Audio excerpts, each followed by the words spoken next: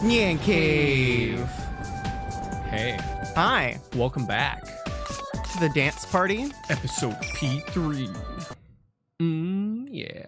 Yeah. It's not a dance party, Nyanny. It's a fight party. Okay. Oh. We serve fight punch, They're breakdance fighting. which sounds like a drink, but it's not. It's just fight punch. It's just Oh. punch. Oh, Hi, also gameplay. What are you doing? Why Ooh. you like that? Wow. Here we go. The death of everything, but also the only. You used to be cool. You want this after What? These, if you You want this? Also, this month's prize came in, so if you're wondering why you're collecting waffles, grand prize is a transparent, apparently, switch light. Ooh, wow. It's actually Let's turquoise. begin. Which is pretty dang cool. It looks like the gray one because of this. It really does. It's not. But yeah, we're giving that away. We're gonna ship it out to you if possible, which is cool. 100,000 waffles per entry. Yeah, end of the month. Going No through purchase Labras's personality necessary. module and control. I'm sorry. Oh, but There's no. Oh. Oh, but I finished. Thank She. If we. it might be awkward for charging though, because it's gonna be a North American plug. Oh, Where in So you you might- might need an adapter. You might need an adapter if someone from not North America or who uses a different plugs If we all. wins, but that's okay. Or you can buy All a right, we're charger going to- for your By the way, types of chargers. Where did we get to? What? Oh, yeah. Yes. Auga! Auga!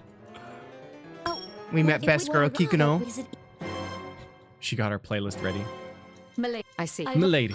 Milady, she's so She good. has a nice smile. Did I forget to save last time? No, I didn't have the option. Because we started here. Why are we taking this car again, Mitsuru? Yes, this is where we ended it. The question on everyone's mind. Akihiko-san grumbles from the backseat of the Shadow Operative's personal limousine. I'm not sure how to put this, but I find that his feelings are justified. Don't question it, Akihiko. There was no time to prepare a vehicle with the same equipment. Speaking of appearances, are you gonna wear that again? You're gonna wear that again? Freaking, like, You're one to talk, Flashy wearing a polar bear. yeah, right. The whole P3 cast, they're all just a bunch of hypocrites that like rip into each other. And then there's Igus. Sure. There's a chance that we'll have to fight after all. These clothes give me the flexibility I need. They sure do. Impressive, Akihiko-san. You never change. It's true. He's been wearing that cape for years. Still, to think that the culprit would make a move so soon. We've completely lost the initiative. We need to begin taking measures right now. I only hope no danger comes to Narukami and his friends. Mitsuru-san seems deeply agitated. During the car ride, she seems distracted. At times, she would flip through the thick file in her lap only to suddenly give an order to a subordinate, and at other times, she would stare intently at her watch as if lost in thought. Her usual regal composure is gone. Mitsuru-san, why don't we just ask them to cooperate with us? Oh. Mitsu just throws her latte at the window. I agree. They seem pretty strong. And you seem pretty stupid for someone who's so jacked. No, they're still young. If I asked for their assistance, it would waste time better spent at school. Worse yet, it would put them in danger. I don't want anyone else to have to go through that anymore. I get where she's coming from. Yeah, I she's understand trying to how you feel, protect. but they don't seem like the kind who'd listen. We were the same way back then. Yeah, and look how it worked out for one of us. Mitsuru-san falls silent. Sorry. It's not... It's likely not a mistake to think that the sudden spike in shadow activity this time is related to the events of a few days ago. It has become apparent to everyone that another dangerous battle is about to begin. We have new information. Kikuno sent me a message. I tasked Kikuno with reviewing Ergo Research's quarantine server, but it seems new evidence has come to light regarding Ikutsuki, who we discussed in our earlier conversation. According to the report, it seems Ikutsuki was performing an experiment on his own in the lab directly after the explosion. It's unknown if this is related to our current mission, but there was a record of a plume of dusk being used in the experiment.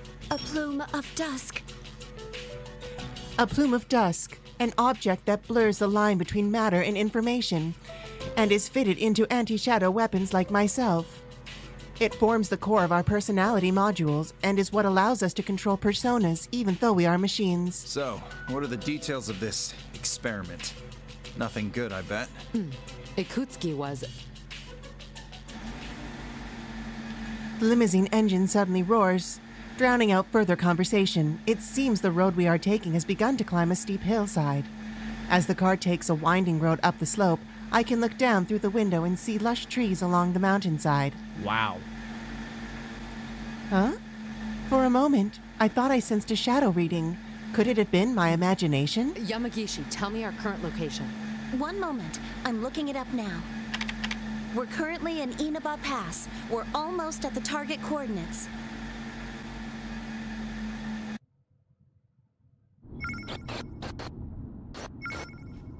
What is this? Oh my god. Yes. Was that? What's wrong? It begins. Hey, this is that hill we rollerbladed one time. What's happening? Or, well, Teddie did. Driver, what's going on? Answer me. Uh-oh. It's just like during the hijacking. Ibis, on it! Oh, she gonna kill that dude? I guess. Oh! A barrier! Are we trapped? Through the TV. It's okay, there's a Oh. barrier. Okay. Right. They are. Meanwhile. Ooh! Oh my gosh. Battle Oh with my Merlion. gosh. I love it.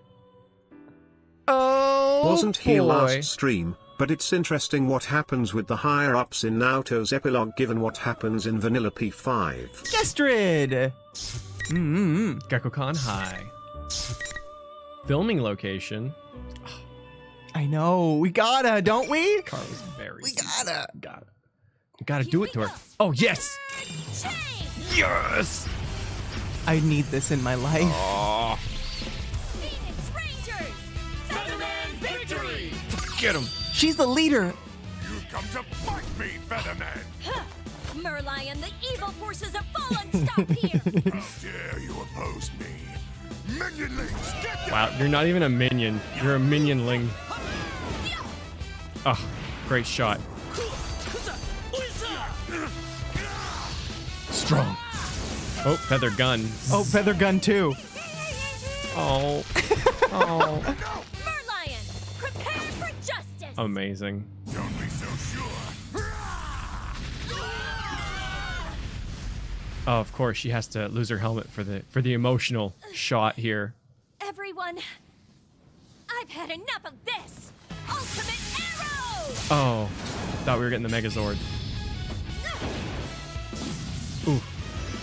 It's over! Beautiful. Oh yeah. Yes. Explosions. Oh, I love that trope. Cool girls don't look at explosions. And cut! Perfect. What a take. Thank you very much! Well done! That was really great. Merlion is actually dead. The actor formerly known as Is Merlion. He's just Merlion on the ground. Let's take a 10-minute break. When the director calls us out, the tension in the area dies away. I bank my way to the simple tent used as our break room and take a sip of my drink. My scenes for today are done. I'm tired. You're on a roll, Featherpink. Huh? Do you think so? The directors had nothing but good things to say, too. Looks like this will have a positive effect on your main job. Speaking of your next shoot. My main job. My real job is supposed to be studying in college. I wipe the sweat from my brow as my manager excitedly tells me about the schedule for my next gig. I'd always had an interest in fashion, so I started taking modeling jobs as a way to earn some pocket money. It's pretty tough since I've had to do things like pose in the middle of the winter in just a t-shirt, but thankfully, I've been able to get a steady flow of commissions now. What would the context for that shot be? Diamonds. Ah, maybe. Trying to manage both classwork and my job as a model was already hard enough when my manager applied for an audition for the live-action show without my consent, claiming that I should broaden my work horizons. When I mentioned I had practiced archery in high school, it really got their attention. It all made sense to me when I learned that Feather Pink's weapon would be a bow and arrow, though. As a result, I ended up as a protector of Earth in a kids' superhero show starting this year. While my acting work makes use of different expressions, and my modeling career lets me dress up in a lot of different clothing, it kind of makes me feel like I'm changing who I am, too. It's insanely busy, but it's fulfilling and fun. And yet... What's wrong? Something troubling you? Oh, not really. I checked my cell phone, but Mitsuru-senpai still hasn't sent me a response. When Bae leaves you on red. Aww. I have tomorrow off, so I emailed her asking if she'd like to spend some time with me to go shopping. Aww. She's been contacting me less and less often recently, and when she does, it's because of shadows. Work. I'm one of the shadow operatives, a group established by Mitsuru-senpai. I understand that she wants us all to be able to have normal lives, and she said she wouldn't hesitate to ask for my help if she ever needed it. But it still seemed to me that she was taking everything on by herself. That attitude didn't satisfy me, so I forced her to add me to her team. However, unlike Aigis and the other official members, I'm part of a special unit that only gathers in emergencies, trusted with immediately subduing shadows by force. What did she call it? The auxiliary staff? Something like that, anyway. And they were roommates. It's wonderful that there have been no situations that called for us to be dispatched, and even if something like that did arise, the official shadow operatives are all excellent. There's no need to worry about the likes of with the likes of Akihiko-senpai and Aigis around, but... Is it really that hard to just send back a reply? It's Golden Week, for God's sake. What's this? Don't tell me you've got some boyfriend trouble. Very close. Oh, no, it's nothing like that. We normally talk when we see each other, so I've never doubted my friendship with her. What? Still, the things remain unsettled. It's unsatisfying. Maybe I have to get on her case about taking everything on all by herself again.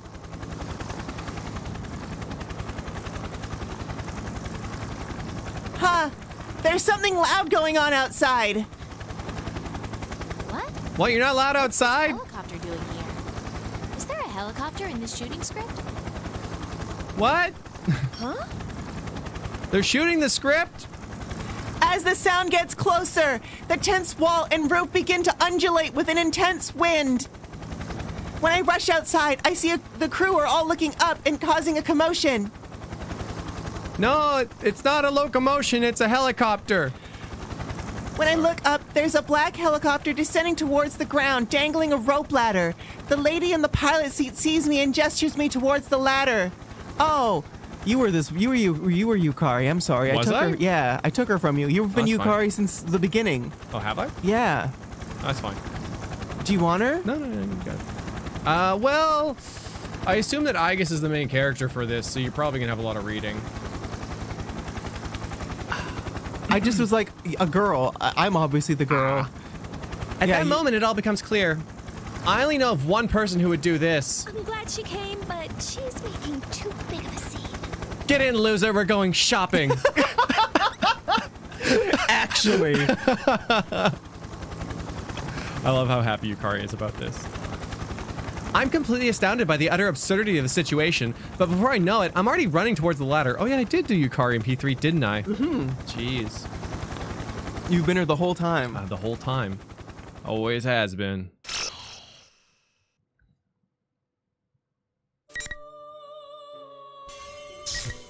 She is really giving me Ellie from Tokyo Mirage vibes here. Biowoman! Yeah, I can see that. Ellie did bow. Ellie's a nice name. Oh my god. All the other boys. Ken. Man, I wish I drank my milk when I was an adolescent. Me too. I could have been a Ken. Thanks for cheering for me. You're a real hit with the ladies. He sounds so Ash I'm Ketchum. gonna get going for today. He does. Okay, you better be this good next time too. Leave it to me.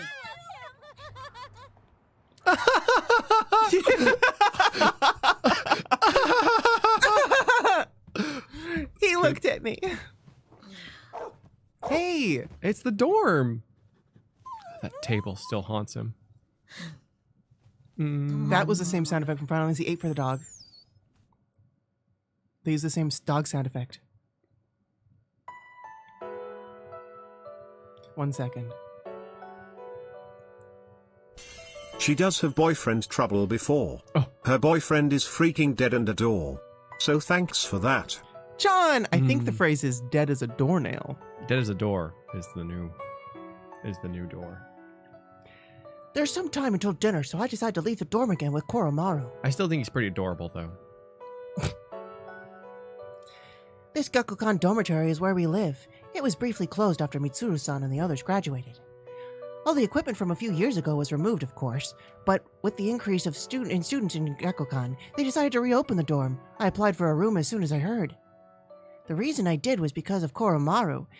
He had been in Aiga-san's care, but at this dorm, he'd be allowed to live with me. Aww. Also, to be honest, I felt that living here lets me stay close to my companions who are fighting even now. Back then, everyone took turns walking Koromaru. Did they? Now it's my job. Yeah. Well, I need to score some points with my side girls.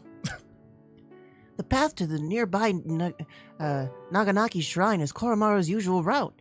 Koromaru is quite old for a dog, but as he trots along at his usual pace along our usual path, it makes me think for a moment that all the fighting we did back then was just a dream. Oh. Only when I'm watching Koromaru walk like this can I forget everything and feel a little at ease.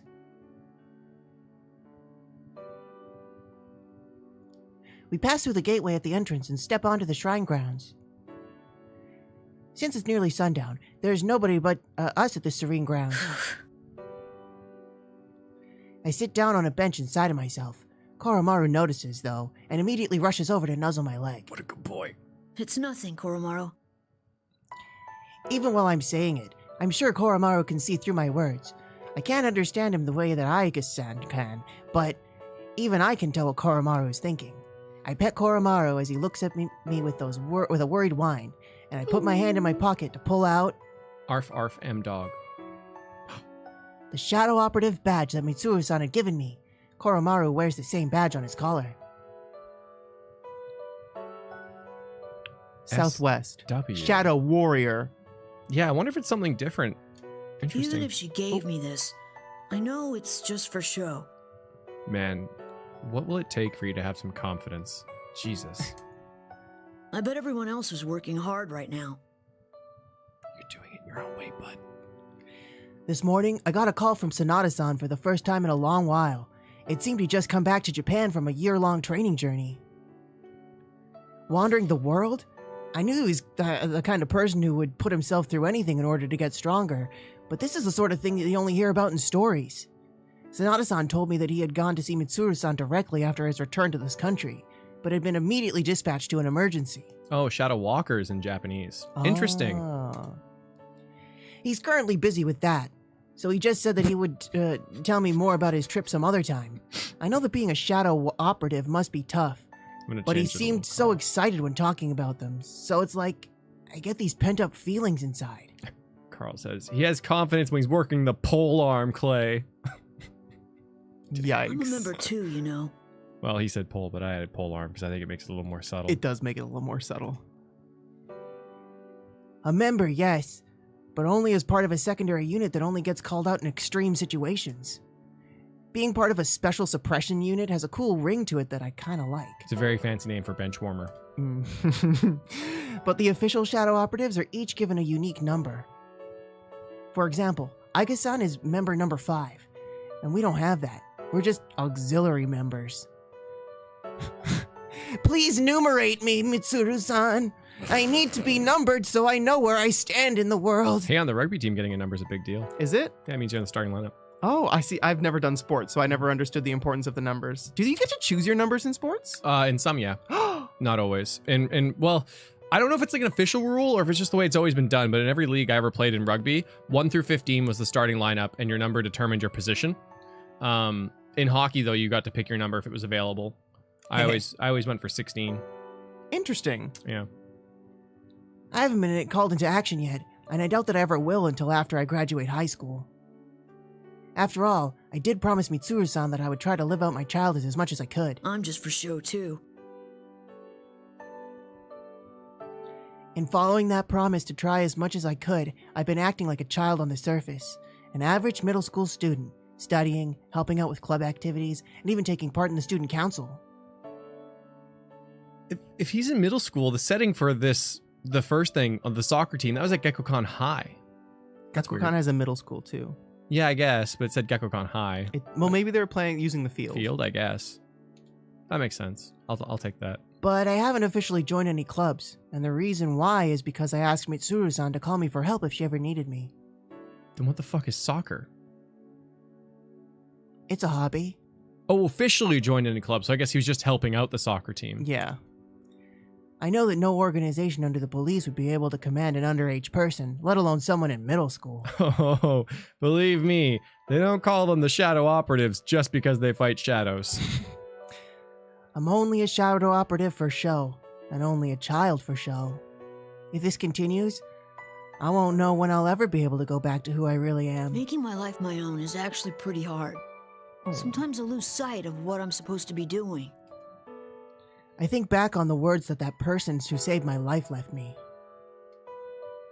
I thought I'd come to understand them at some time, but as time passed, other emotions began to rear their heads. It's completely dark now.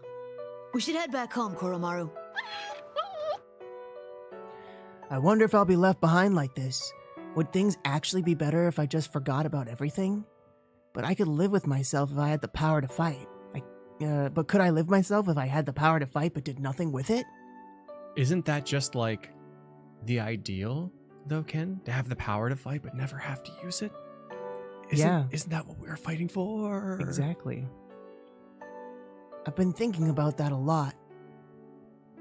I stand up from the bench and I look across the dark, quiet temple grounds. See, it's that easy. You just get off the bench. I won't reach an answer just by thinking about it. I know that. But at that moment...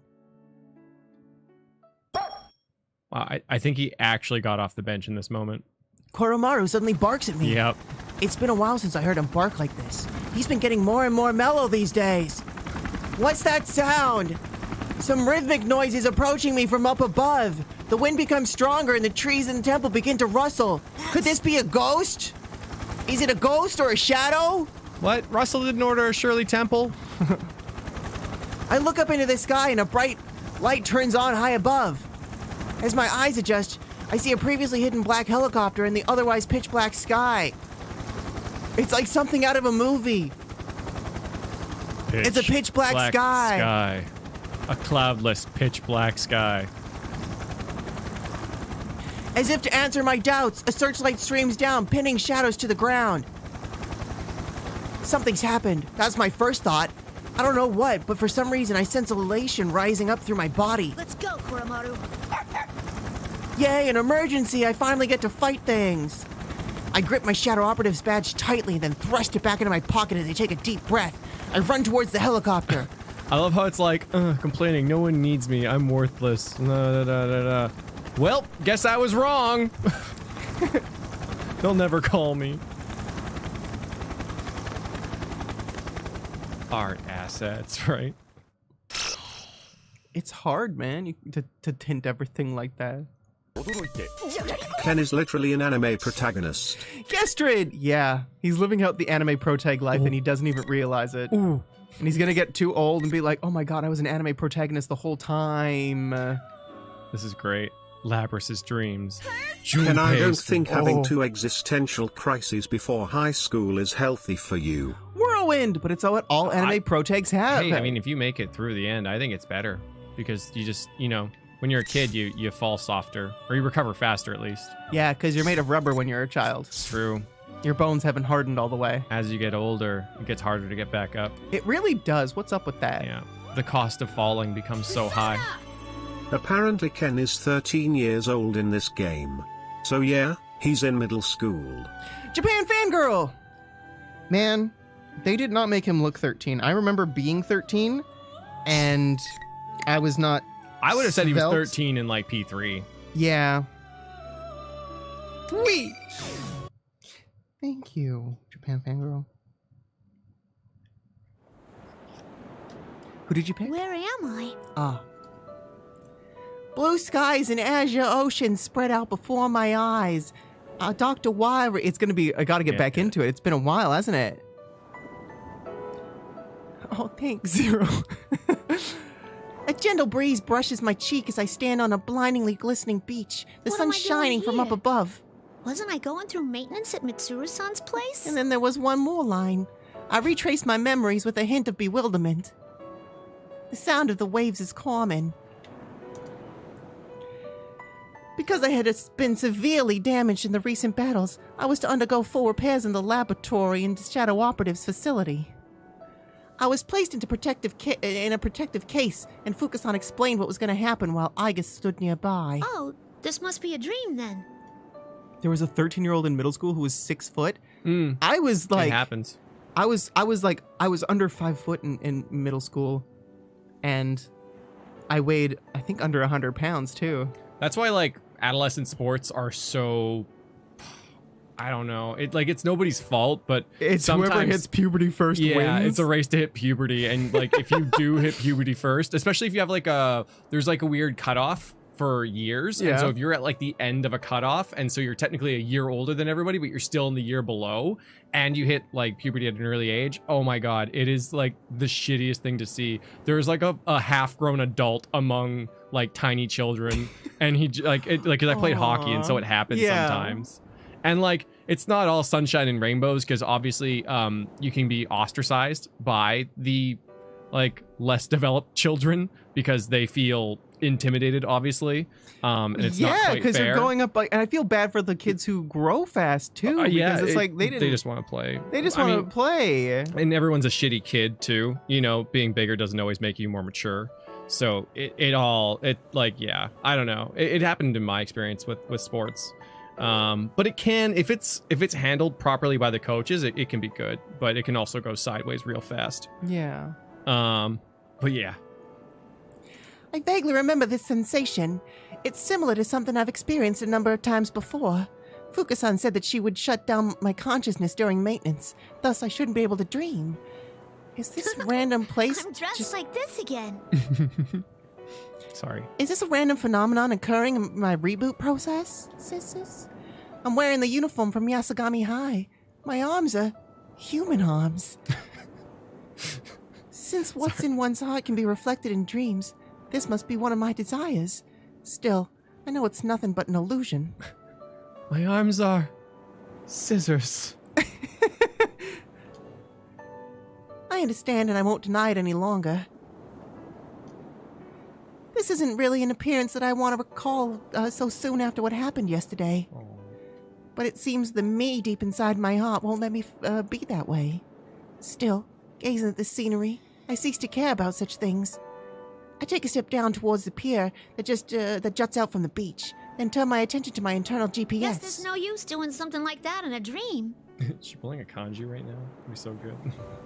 I don't need my GPS to know what this place is. It's where I hid a certain wish in my heart sometime long ago. So beautiful. If this really is a dream, maybe I can keep going. No. Just while I think that, the pier under my feet crumbles and disappears without a sound. Yeah, the subconscious you's like, nope, I don't have that kind of processing power. Whoop! Just like that, the azure water swallows me. The sun's light becomes dim, but I feel no anxiety. A mysterious sensation envelops me, as if everyone is near me, and I'm connected with everyone. She is the Eggman. Yes, someone's been doing some drugs. Eventually, when the feeling of the floating becomes stronger and I lose all sense of up and down, the sea changes into a field of countless lights in the darkness. Oh, that's pretty.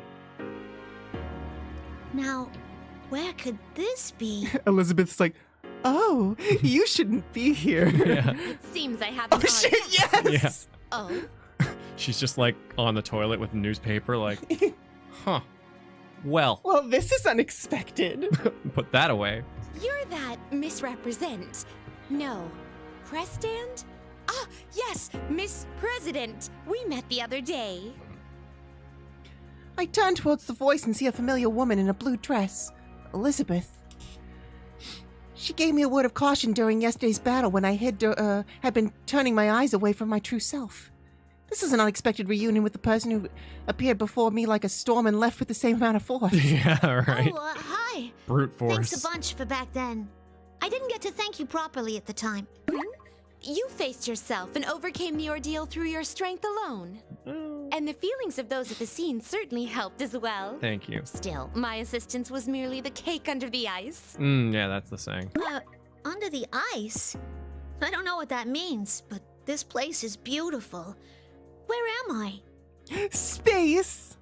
This is a world within people's hearts. Since you are here, it's most likely that you are at rest in the real world. Now that you have gained a heart of your own and are nurturing it, I wouldn't be surprised if you were to wander here at times. That all sounds pretty complicated. What are you doing here, Elizabeth? To put it as Frank would, it is a secret. But if there was something I could say about it, I am yearning for an unseen power. I think that Frank is canon now. I know. I've been trying to make Frank canon forever, and Elizabeth finally did it. When we're being sassy, like too sassy, like we got to be like, yo, man, you're being Frank right now. Yeah. I think that that's what we got to be. Remember, Yusuke's alter ego is Frank. It's true. Sometimes he's Frank. It's cool of them to reference P5 in this game. Huh? You want power too? Even though you're insanely strong already? Oh, all this talk of power has reminded me of something. It seems you have obtained a new power through that battle earlier. I do not mean to be rude, but my adorable personality cannot restrain my infinite curiosity for such things. Would you show it to me? My adorable personality cannot restrain my infinite curiosity for things. Amazing. Huh? Wait. Hey, hold on now. Are you saying you want to fight me right this minute? My, how could I have forgotten? A boisterous brawl in this place would certainly not be elegant. I'm not talking about where we are. Worry not. I will prepare a worthy stage at once. Wait, you'll what? Huh? She flips open the book with a fluid motion. As she does, a blue circle draws itself into the air and the scenery around us changes.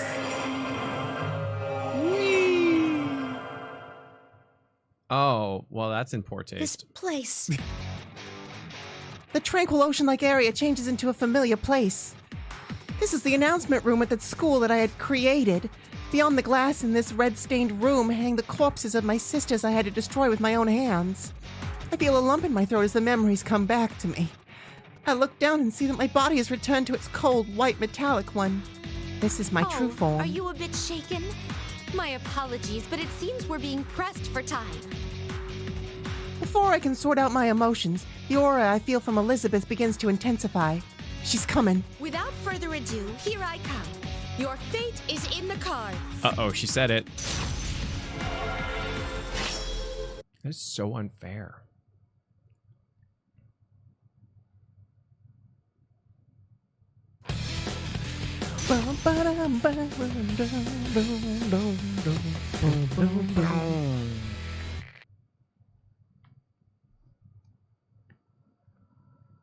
Finally. Your fate is in the cards. Change things out. Steel Council President. Elizabeth be like, oh you're purgant, no pre-named, no pit was preganti. Justin! I love that. I love that. Thank you. Get in loser, we're going fighting. Hey! Whirlwind! It's true. The time destined drop. Let there be light. What? Whoa, whoa. Impressive. Opening my deck. Here's fire. Summoning. Pardon me. Opening my That's fair. Am I broken? I was Oopsie! Would you mind waiting for a moment? Here is some electric. Ooh, I got sassy. That was a bad choice. Bum, bum, bum, bum. Liz really tried to style you with an insta-kill? Oh, damn. Well, I did it to her first.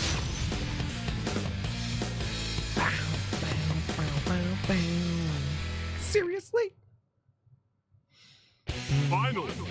What, Slowpoke? What is... What? Opening my deck. Would you mind waiting for a moment? Here's some fire. Watch out! Now opening my door. I was shocked. See, that was quite that was remarkable. Take this! Oh no. Summoning! Oh no. Persona. Seriously? Seriously? Opening my door. That was close! Seriously? She gets so high pitched. Oh no. Take care! From this moment forward, no touching.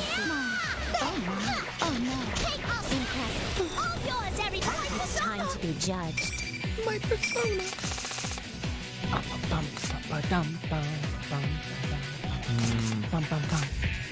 Yeah, she gets high pitched when she gets when she's fighting, but sometimes it be like that. Have you ever?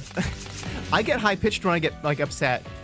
Like the more upset I get, the more high pitched and nasally I get. I don't really like it, but you know. Pardon me. Oh no. Shit. Oh no. Impressive. Oh no!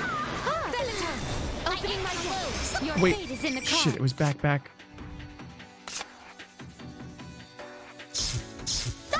Change things, please. Oh, no, don't kill me. Oh, she did the thing you asked her not to do. I was trying to do a thing.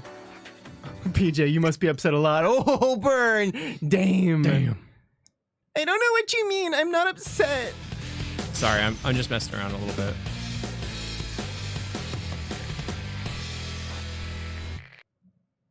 Just trying to do a move. Finally. Persona. I can't see the dash in the air. I thought I could do that. Is it only Air some dash? characters that can? Yeah. You were seared.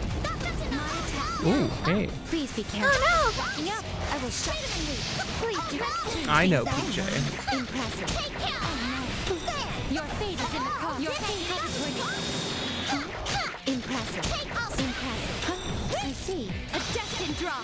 Let darkness come. Impressive. Impressive.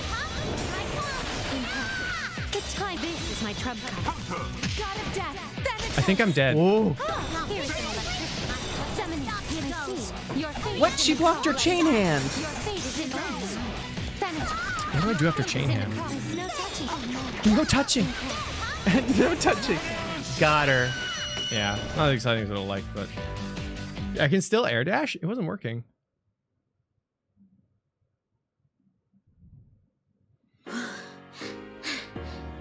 Well done. I have indeed witnessed the power you have acquired. While I was preoccupied fighting with Elizabeth, I remembered something. This is the place where I faced myself and gained something precious and irreplaceable. Yuku, Mitsuru-san, and all the others.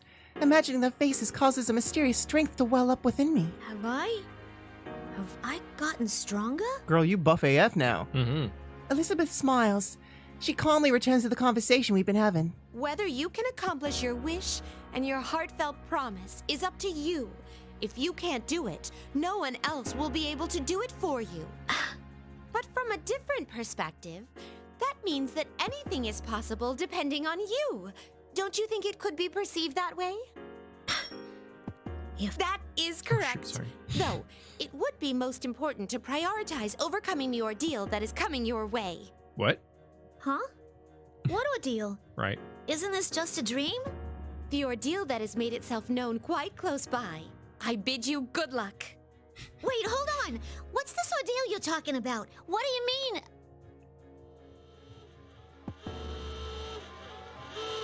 The announcement room begins. Oh, sorry, it was auto. The announcement room begins to fade to white and disappear into the distance, and I hear a siren-like sound. It goes awooga! As if in sync with the siren, Elizabeth begins to grow hazy as well. Auga! Auga! My own voice is lost in the warning sounds that crashes over me like waves. I just need to talk to her. Just a little more. I was trying to press R1 in the air for air dash. Thanks, Kark.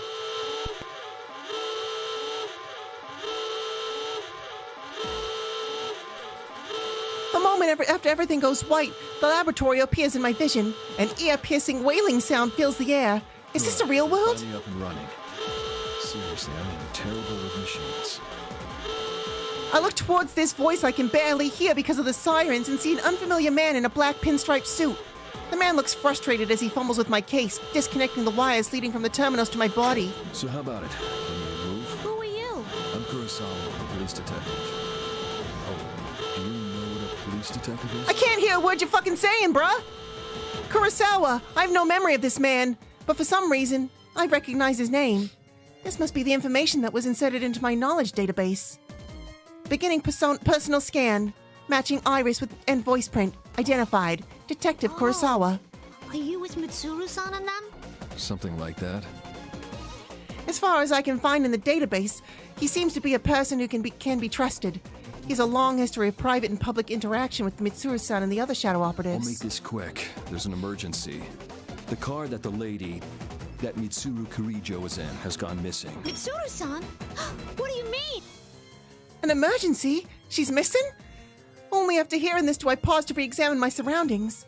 That siren must be in response to those ongoing events. I'm unable to get a grasp on the situation and only become more confused. Talk later. We need to get to the roof. As he speaks, Detective Kurosawa tosses me a small bundle. Oh. I open it to find the Yasagami High uniform I'd been wearing in my dream. Does he want me to wear this? Well, that was not part of the orders. He's doing that on his own. It's a little creepy, but that's okay. Though I'm still perplexed, I put on the uniform Detective Kurosawa gave me and follow him as he runs into the stairway.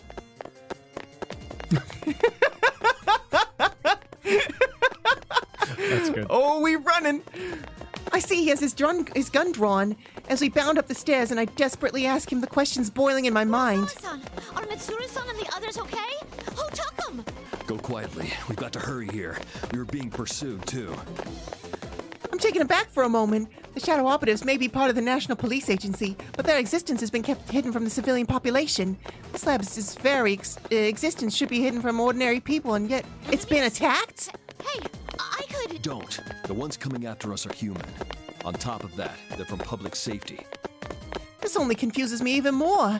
What's going on here? The public safety group on at the very top of the National Police Agency Security Bureau. They should be on our side. Why would they come after us? I bite my lip in fear. I thought that I'd finally met people who understood me, and that I'd finally had a place where I belong. Yet now that I've been awakened, I'm being pursued by armed people once more. People who are supposed to be on our side at that. Painful memories of Yakushima return to my mind. I shake my head trying to clear it of these thoughts, but it's not that easy.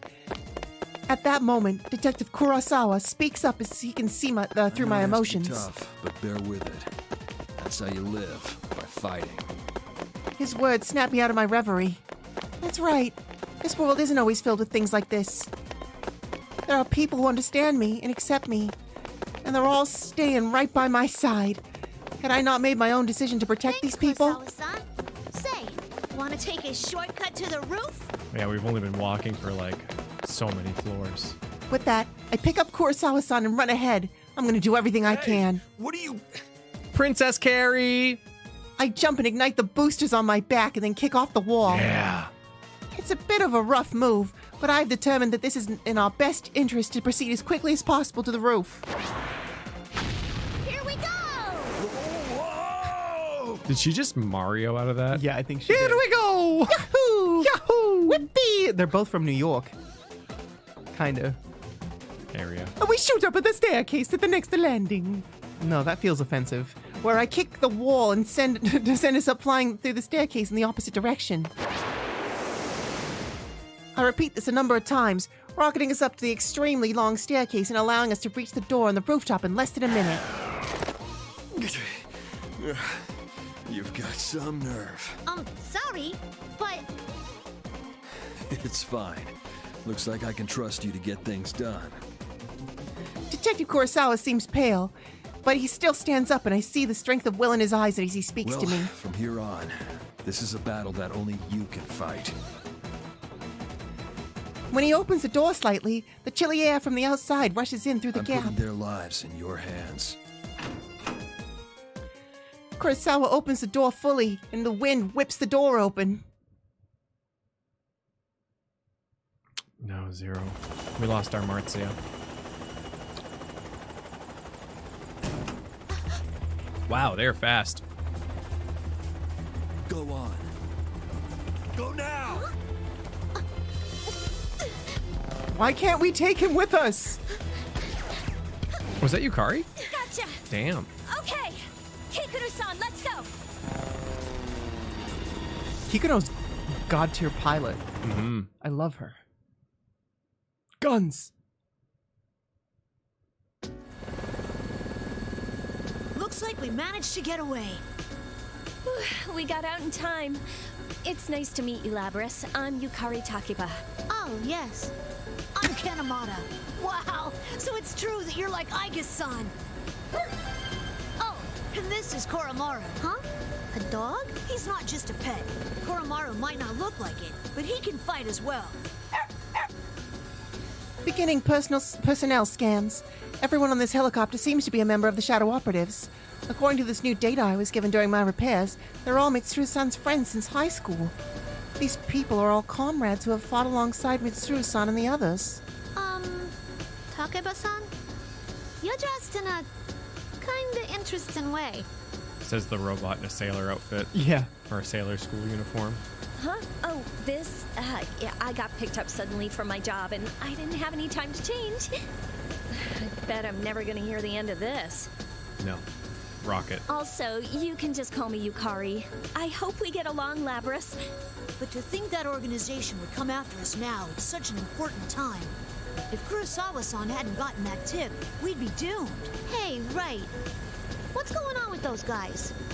Who are they again? Public safety? Oh, that's right. You don't know.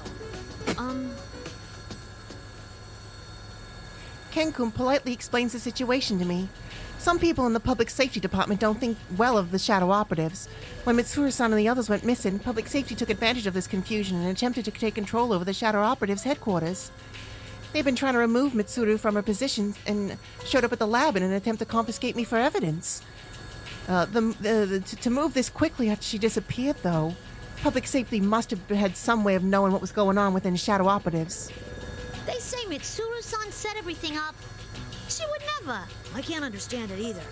All this about honor and adult circumstances is foolish.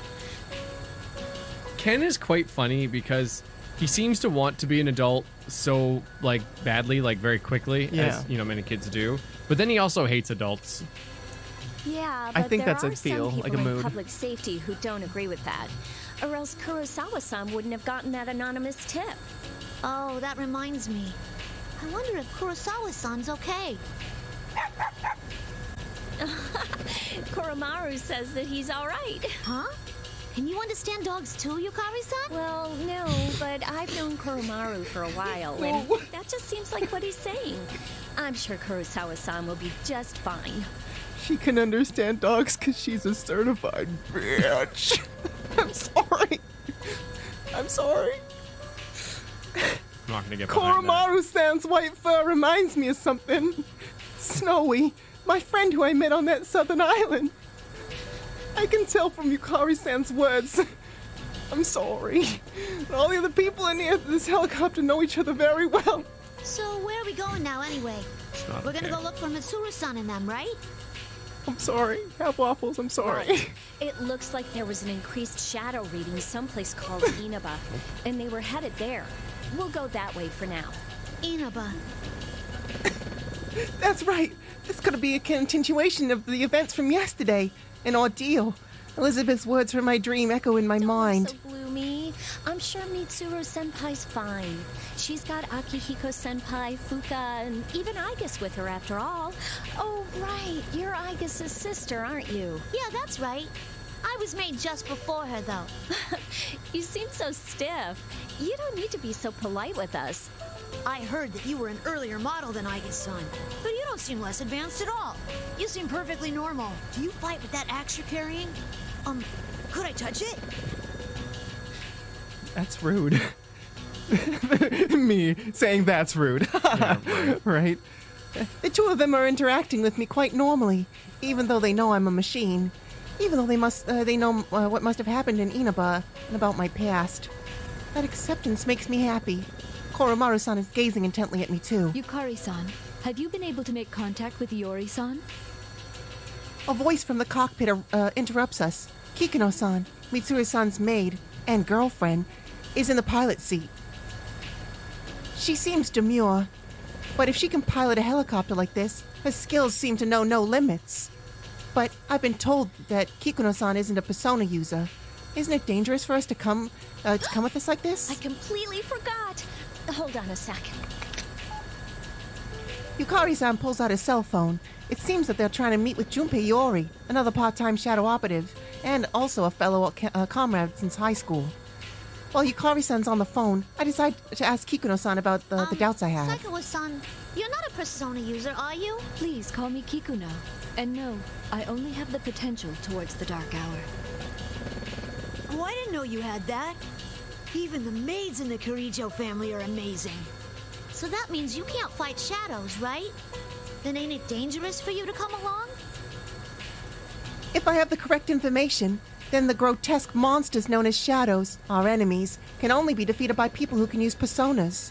In other words, since Kikuno-san is an ordinary human, she could never defeat a shadow, even if she was the most proficient warrior in the world. If she ever encountered a shadow on her own, Kikuno-san would face immediate death. And yet, she smiles warmly as she answers There are more me. ways to deal with shadows than the direct method. We've never met in person, but I was involved in the operation to rescue you last time. We all do whatever we can to the best of our abilities to fulfill the roles we've been given. That is what it means to fight. Wow, she's a true professional. She gets it. To be honest, I don't understand. Labrys doesn't get it. True, Kikuno-san is helping us by piloting the helicopter for us. But if that's all it took, then someone could easily program me with the ability to fly the helicopter, and then there'd be no need for Kikuno-san to be exposed to the danger of having to join this operation. Long sentence. I can't think of any other words to say, and I look away from her. I end up meeting Ken-kun's eyes, and I feel a little awkward. It's no use. He's not picking up. This is so important. Why now? Because that's his MO. Yukari-san puts down her phone and turns to us again. Everyone's attention returns to getting up to speed on the current situation. Oh, well. We'll just have to begin our search on our own. You know, Kikuno-san, I'm surprised you knew where we were without having to contact us at all. I traced the GPS signals from your cell phones. We're still partners with the police force, so it's no problem to do that in an emergency. Then again, we've just seen how even that doesn't always help. You mean about Junpei-san? It's like he's going out of his way to inconvenience us. Yukari-san sighs with a somewhat astounded expression. As I reflect that this Junpei-san appears to be something of an odd person, Kikuno-san taps her armrest as if remembering something. Oh dear, I almost forgot. Labrys-san, please review these documents until we arrive at our destination. With that, Kikuno-san hands me a folder. Fuka-san asked me to tell you about this, but under the circumstances, would you please look through the material on your own?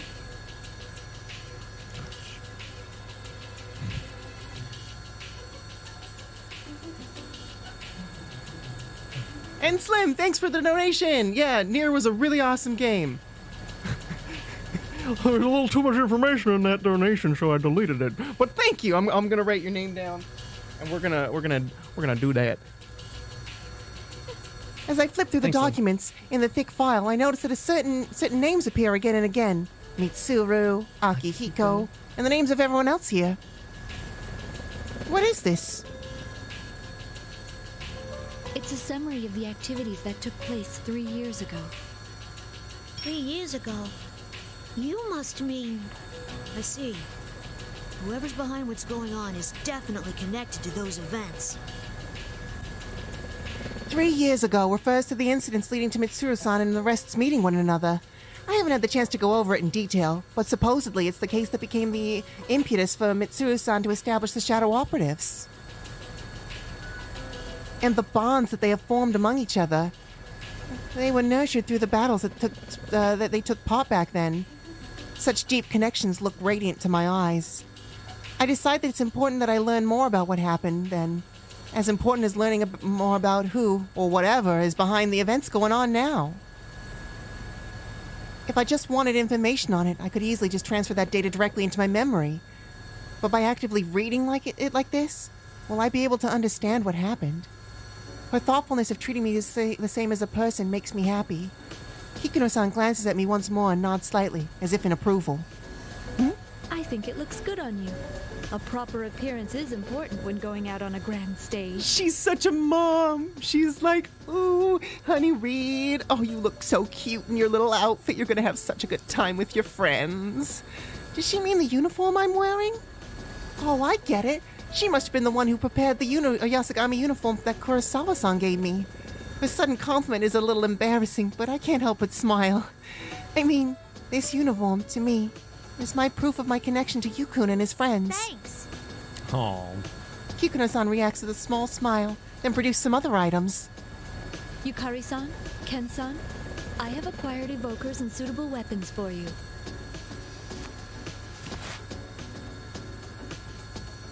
Wow, thank you. This would be the best for me. Ken-kun takes a spear from Kikuno-san and sits back with a satisfied expression. The spear is longer than Ken-kun is tall, but he seems confident. Wouldn't such a weapon be too unwieldy for him to handle? Kikuno-san, what is this? It's a funny joke. Ooh, she's ribbing Yukari because she knows Yukari's up on her girl. She's like, here, Yukari, here's a weapon for your silly outfit. Kikuno-san hands Yukari-san what appears to be a large pink bow that's perfectly a match for the suit that she's wearing. Upon seeing it, Yukari-san looks baffled. Ultimate arrow! Right? It's so pink. No, Kikuno's just a fan, okay? Acquired reference material from the publisher and had it made. Don't worry, it's more functional than the prop on your show. I'm pretty sure that makes it the best bow ever created, but... It is. In actual combat, I thought that using a form factor you're comfortable with would be best. Oh, I wasn't expecting you to have a logical explanation like that. Was my arrangement unnecessary? Yeah, it was unnecessary. No, it's fine. Certified. I like it. Can I see it for a moment? As Ken-kun reaches towards the bow with interest, I sense the helicopter tilt slightly to the side. Circling around. Please hang on to something. The helicopter leans more sharply as Kikuno-san speaks. It seems that we need to take on more fuel before we reach Inaba. I reflect on Elizabeth's words as I look down on the view spreading out below us. It reminds me of that mysterious sea-like place.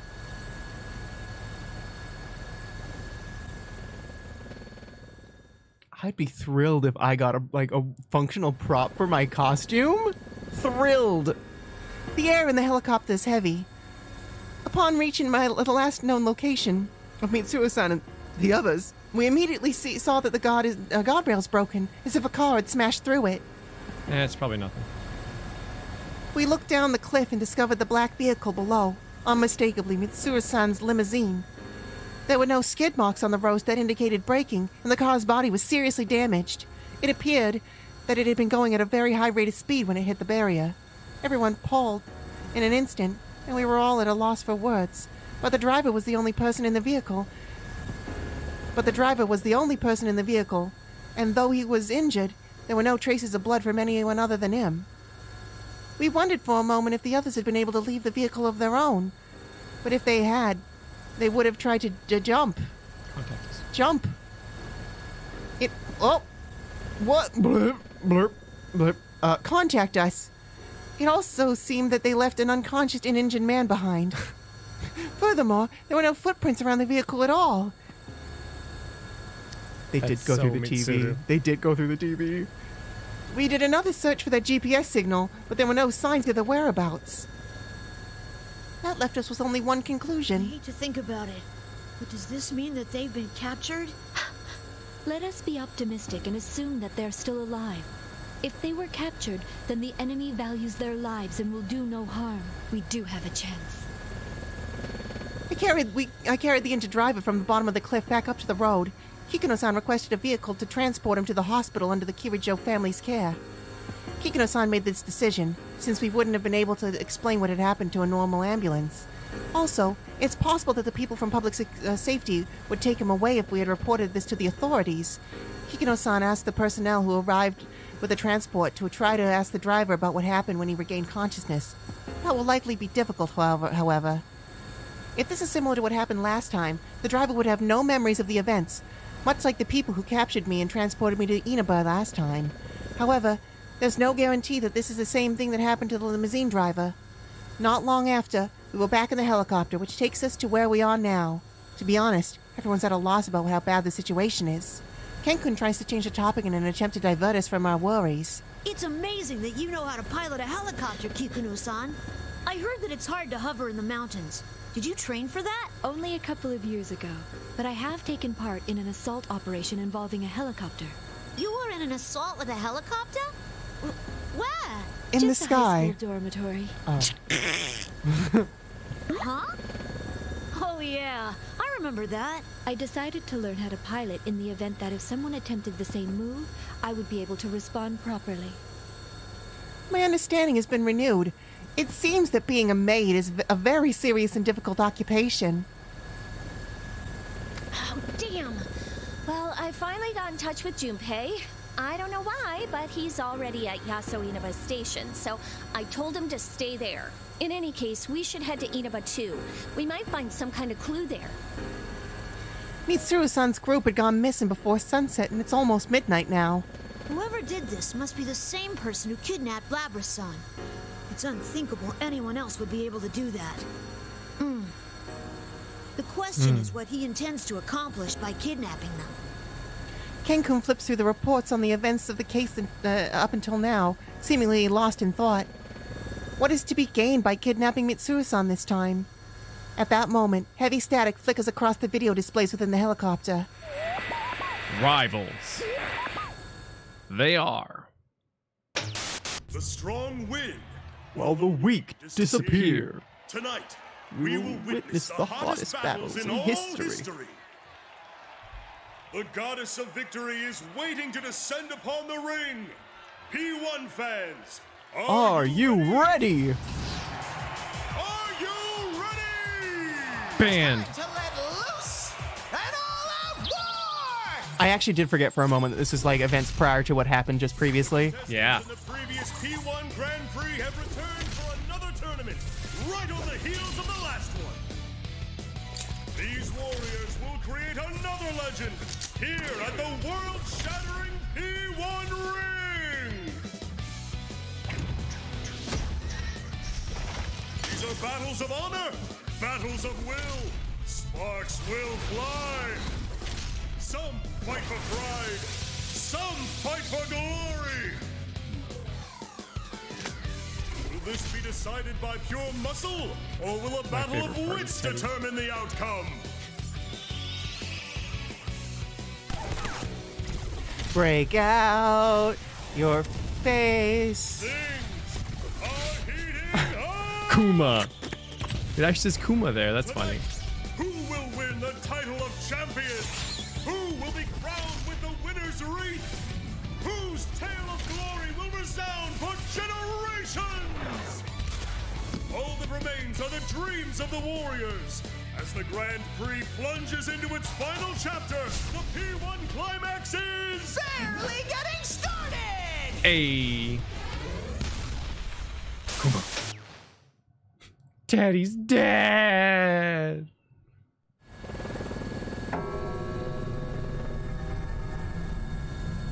Hey, what was that just now? Weren't those the persona users in Inaba? It showed Mitsuru-senpai and the others, too. I read the case records. If I recall correctly, was that the midnight channel that was being broadcast in Inaba? I was on it too, but it wasn't like that last time. All of us in the helicopter are utterly confused. Who would broadcast something like that, and why? The P1 climax. It's obviously a continuation of the fighting tournament. Suddenly, the monitor switches to another feed. Yoo-hoo! Have you been well, Lobby-chan? General Teddie? But I thought I already... General Teddie? In the recent P1 Grand Prix, the one calling itself General Teddie turned out to be my own shadow. But I accepted my shadow and gained the power to use a persona. But if he's on screen again, then General Teddie ignores my confusion and continues. There's no way I'd go away so easily. I mean, a P1 without me is like a tuna sandwich without the tuna. He can hear us? Isn't he that weird persona user named Teddie? No, he must be the General Teddie who hosted the fighting tournament last time. The record said he'd been eliminated, though. General Teddie, where did you take Mitsuru-san and the others? If you don't give us a good answer, you're gonna pay. It's past your bedtime, Cubby. Ooh. If you're gonna keep giving me lip, I'm not going to explain anything. Explain? That's right. I mean, the three of you are very important guest stars in the P1 climax, after all. So you'll participate, of course, right? What? What are you after? If you value hostages, you yapping pup, you don't have any choice but to participate. Huh? The P1 climax. It's the end of the world. One-on-one death match that's worthy of the name Climax. And best of all, dang, hold on. you don't win the one-on-one tournament to finish within the That was hour, supposed to be timed, but lag. no punches pulled this time. Would have been good. It would have been good. So that no one misunderstands. This will not be taking place within the TV world. It will, in fact, take place in the reality which you occupy. Enjoy it while you can. Alrighty then.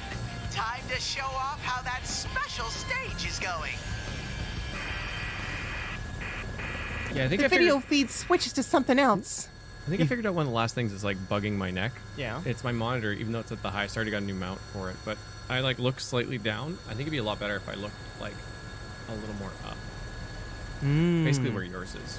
I gotta pee so bad. Do you want to be Labrys while I go pee? Sure. Okay. Wait, what does Labrys do while you pee? I don't know. Does she cheer you on? She cheers me on. Go, go, Nyanny, go. Okay, that's weird. Pee and stuff, and I don't know. The video seat switches to something else.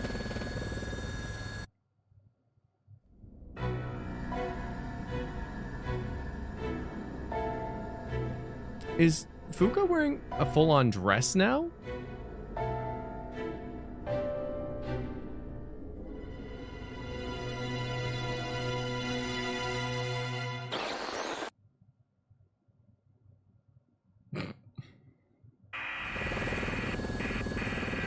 Brooklyn accent? Was that Mitsuru Senpai? Sanada-san, Aiga-san, and Fuka-san too. What will be the fate of our captured queen and her loyal minions? Oh, and this is a no-fly zone. We don't have any room in the parking lot for that thing, so you'd better start walking to the battleground. As a little incentive, Persona! Kintoki Doji! Throw him a tomahawk!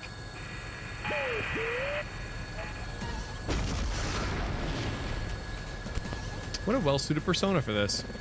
With that last command from General Teddie, the monitor turns off.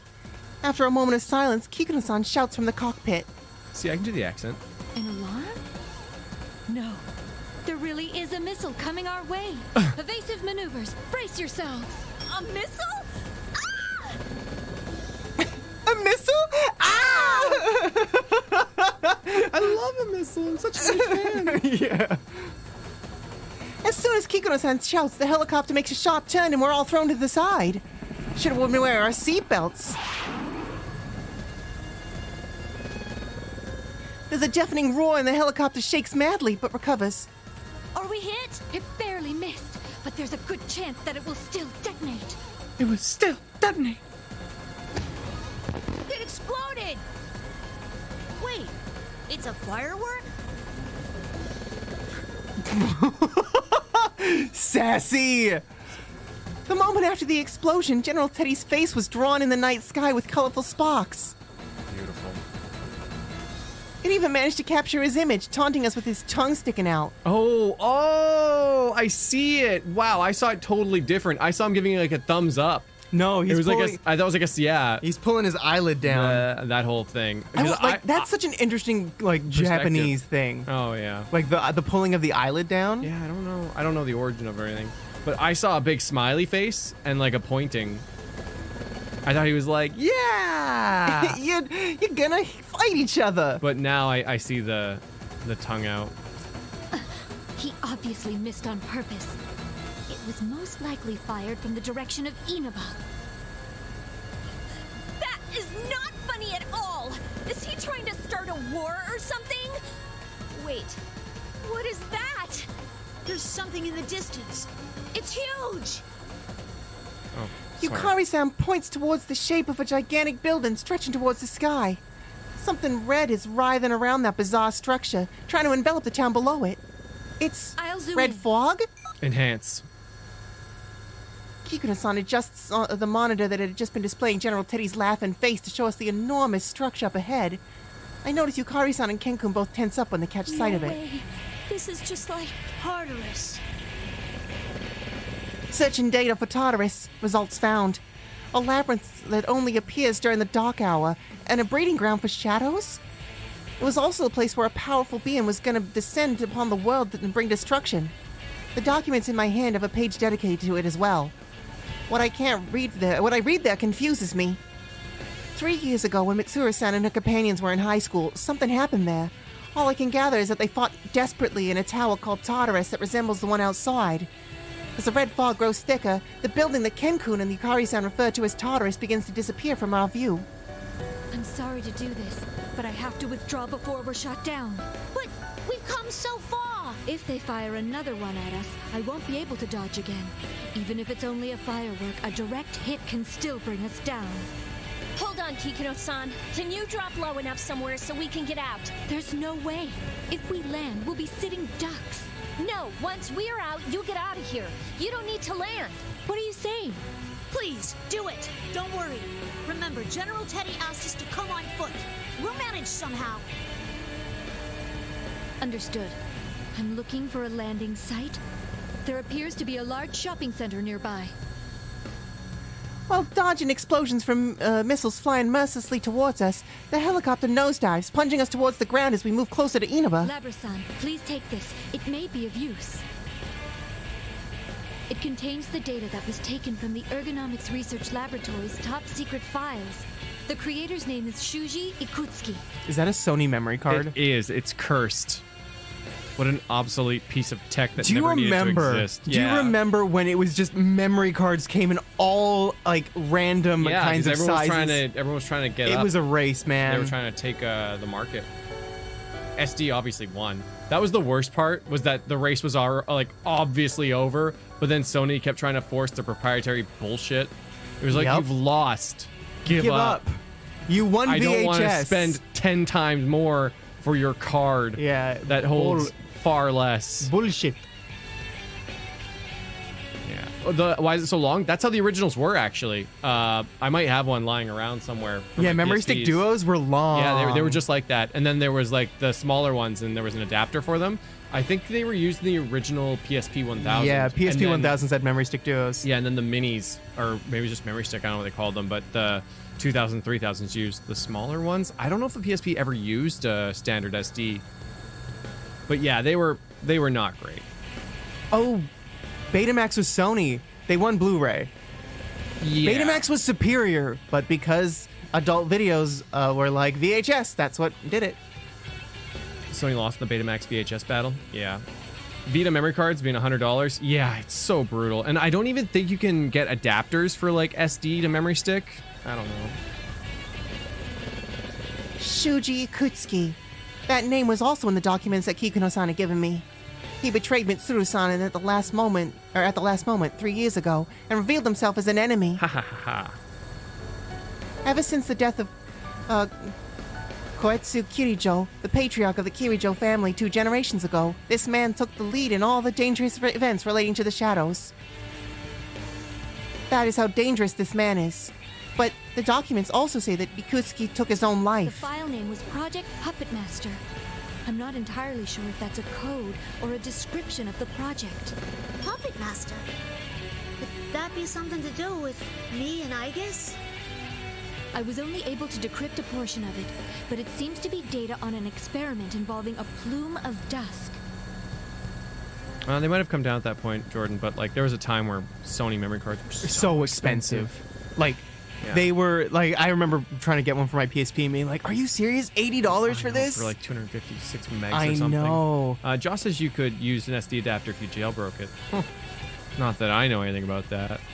An experiment with a plume of dusk. So, why are you giving this to me? It may assist you in determining the enemy's identity. Actually, I found traces of an unauthorized attempt to access this file from outside of the Ergo Research Network. I investigated this and found that the requests made to break in originated from this vicinity, likely from within Inaba itself. Huh?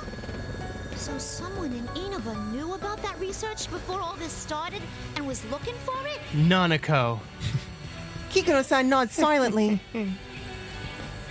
Of all the files on the quarantine server to go after, if this one was specifically targeted, then the hacker must have at least known of its presence there. The cyber attack wasn't done by some ordinary hacker who broke into the server and was looking out of curiosity, which means that the hacker is probably either the culprit himself or someone who connected to them. The firewall prevented the intruder from accessing the file, but the attempted hacker didn't even try to cover their tracks. What? Who would do this? The hacker didn't even attempt to cover their access to the server? Well, the world's gonna end anyway. Could that mean that they wanted someone to know about the existence of this file even if they failed to access it? That doesn't make much sense. Putting aside whatever doubts we have, Kikuno-san continues on. It was only in fragments, but the name Sho Minazuki appears many times in those files. Who is he? Sho Minazuki? I don't know that name. I know Sho Minazuki. Could that be the culprit? At the very least, there's no mistake that this person is deeply related to the case. I'll contact you once we crack the encryption, but in case it becomes difficult to transfer the data to you, I'll give you a copy. Then I'll download that data into myself and take a look at the parts that you've managed to decrypt. That would be for the best. Gotcha. Thanks. She just, ow. Kikuno's like, I don't think that, okay. I don't know why they had to do it that way, but there it is. Yeah, there it is. Better than the alternatives, I suppose. Kikuno-san hands me a memory card. I insert it into the memory card slot and save the data onto my internal memory. It's super fast because it's a memory stick duo. Just as Kikuno-san says, most of it is experiment records. One file remains that cannot be read.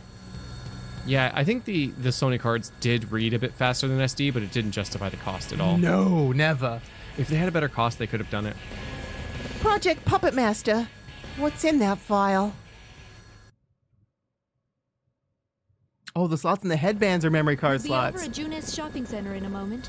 Everyone, prepare to disembark. I think you're getting Sandlered on that one. Could you Hold on, over there. Isn't there someone on the rooftop? imagine if, like, a nostril was, like, the memory card slot where it's just like...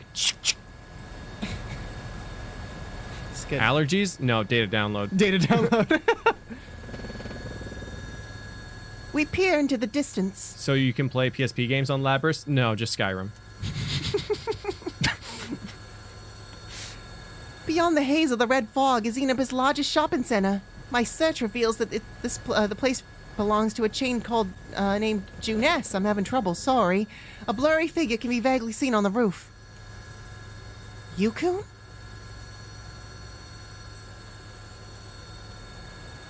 For a moment, I think of someone I know well, but the height and the physique of the shape of the roof doesn't resemble anyone I know. Kenkun raises a pair of binoculars and attempts to make out the figure's face. Oh. That's impossible! Huh? What's wrong? It's... Ikutsuki. Huh? No way! Shuji Ikutsuki? The name leaves me at a loss for words. Perhaps he's mistaken. I open the side door of the helicopter and a strong gust of wind blows in. I ignore the wind and lean out to get a better look at the person on the roof.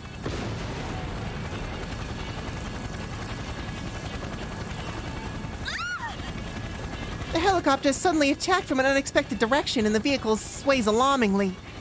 That wasn't another missile. When I look again, I see another shape standing near the figure on the rooftop. By a persona! That doesn't make any sense. According to the record, Shuji Ikutsuki was never able to use a persona. Is the man on the roof truly this Ikutsuki person? The enemy's preparing for another attack. Incoming! Before I can raise an objection, Yukari-san fixes her eyes on the enemy and draws her evoker. As expected from someone who has been in actual combat for a whole year, she quickly makes a decision. Little persona! Yes. Because of her combat experience, she quickly and calmly makes a decision. Why, you little, I'm gonna kill you. No, she's just angry and emotional and makes snap decisions. Yeah. Yukari-san's finger flexes around the trigger of her evoker, but in an instant before she pulls it...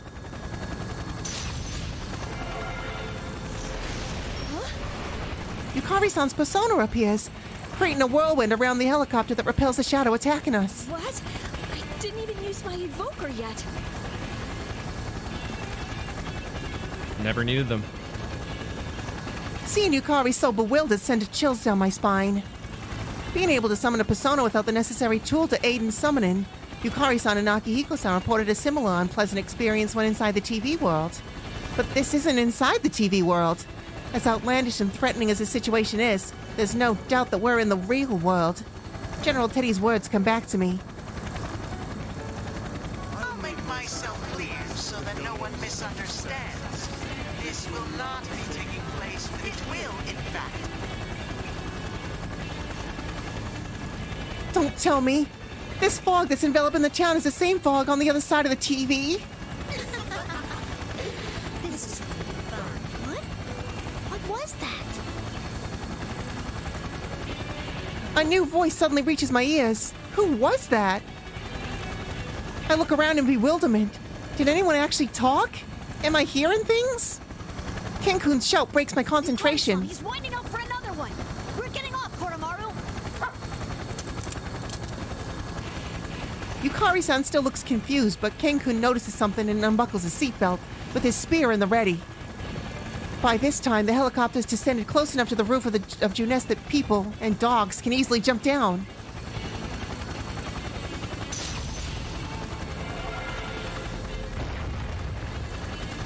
Koromaru-san growls and another persona appears. At the same time, Kenkun leaps out of the cabin, stabbing the enemy persona closing in on us. Koromaru-san's persona and Kenkun's spear both hit the attacking enemy at the same time, and Kenkun drops to the roof unharmed. It seems you're always taking on the responsibility of saving others, Yukari-san. Seriously, it's like, again, really? Really? Oh my god. But I'll take this one. After all, I save the world on a weekly basis. Oh god. She's gone actor delusional. She's in character. Koromaru-san and Yukari-san drop out of the helicopter and nimbly land on the roof. Amazing! Their combat abilities are equal to those of weapons like me or Aegis, even though they are secondary members of the Shadow Operatives, used to only in times of emergency. It seems as if they've been on the team this entire time. I quickly ready my axe and follow them. Yukari-san, everyone, please, save Lady Mitsuru. Oh, she loves her. She loves her so much. Okay. Deep headcanon. Okay. This is the girl from high school. The Mitsuru stan. Oh, the Mitsuru stan. Of course this is what happened to her. Yep. She became Kikuno. She became Kikuno. When I look back up into the red sky after landing, I see the helicopter gaining altitude while maintaining its balance. Thanks to Kikuno-san, its desperate resolve and her piloting skills, we managed safely to reach Inaba. I check my surroundings once more while praying for Kikuno-san's safety. Chat loves that idea. Chat loves it so much. This is the Inaba branch of Junes, that department store chain. We're at the food court on its rooftop. Normally there'd be plenty of people here, but it's clearly been abandoned. Where did he go? Kenkun readies his spear and tries to peer into the fog, making visibility such a problem. I look around, ready for battle as well. I don't think I got to play as Ken at all last route. No, you didn't. Whoever attacked us should be nearby. Hey, Kenkun, did you really see Ikutsuki here a moment ago? Yes. I didn't see him clearly, but there's no way I could have mistaken him. That's you told impossible. that theory last I year? mean, Nice. Shuji Ikutsuki is... Thanks, movies. That's right! Shuji Ikutsuki died 3 years ago. And we were just attacked by a persona. According to the records from that time, Ikutsuki had no persona. I'm actually surprised the villain hasn't brought back Yukari, or sorry, not Yukari, Mitsuru's dad from the dead. So it can be like, I'm so disappointed in you. Me, your totally real daddy. Oh! And her be like, no, you're not my father. Maybe that'll happen. I hope. because that's such a good At arc. the very least, it looks like he's not nearby. We can't let our guard down yet, though. She's right. I scanned the area and no one read no one else here besides the four of us. I say as much, and we lower our weapons in order to discuss a strategy. Koromaru and I are going to continue looking for him. If that really was Ikutsuki, there's no doubt that he's involved in this case. That's true. Can you and Koro-chan go after that guy from earlier? Is he okay, though? Is he okay? But that person seemed to be using a persona. Won't it be dangerous for you two going off on your own? The two humans looked surprised for a moment and trade glances. Did I say something odd? Don't you worry about me and Koromaru. Even if we run into something we can't defeat, we'll find a way out of it. Death is an option. And honestly, it's faster for us to split up. I am a bit worried, but I'm gonna believe in you guys. It's the theme of the game. They have absolute faith in each other after having fought together for so long. It's not that they don't have concerns about one another, but they truly believe that they'll accomplish their goals on their own. Well, Yukari won't, but... I wonder, will these people ever feel the same way about me? After all this time, I realize how the time I share between you-san and Ken-kun separates me from my companions. Yukari-san, sorry. I saw you and I got... To get Junpei. It didn't seem like Chad he'd figured out distracted. the situation yet. Huh? Weren't you talking to him on the phone earlier? Naoto's fucking dead. I was, but that idiot's phone ran out of batteries or something while we were still talking. Yeah, it's got nothing to do with fault. the dark hour. It's his fault his phone died. But What a even if I can't dumbass. rely on him to keep his phone charged, he's still good in a fight. So I have to meet up with him. Hi, my name's Birkenstock and I'm a bitch. Come on, Yukari, why don't you call him on your totally functioning phone? I see. He seems like kind of a goofball. Right? He's always been so useless. Oh man, the Junpei ribbon comes back. I don't support it, Lapras. I can't wait until we switch over to Junpei's story and he's literally like a boss. He's a boss-ass bitch. Bitch. I'm excited to hear his head. Batting everybody everywhere. Did I say something funny? Nah, not really. It just sounded like you were actually kind of fond of him. Uh-oh. Oh, I guess so. Yeah, I think you're right. These people trust each other, and they're always thinking of one another. When one of them faces danger, the others always rush in to help them. The term comes to mind, ideal companions. I wonder how Yukun and his friends are doing. I have a feeling that his group and Mitsuru-san's group are going through similar problems What after about you, all. Labras? What'll you do? Huh? I hope Mitsuru-san and the others are okay. Could you please go right to that tower? We'll head over there too as soon as we can. If you and Yukari had a ship name, would it be you, Yukari? You, Yukario? You, Yukari. Or just you. You? You. Yukari-san and Ken-kun look at me. It doesn't matter to them that I haven't known them for very long. They see me as a companion and trust me. Right. It's decided then. Labras, you head to that tower. Oh, also, something felt off when I summoned my persona earlier. You might want to be careful. You felt it too?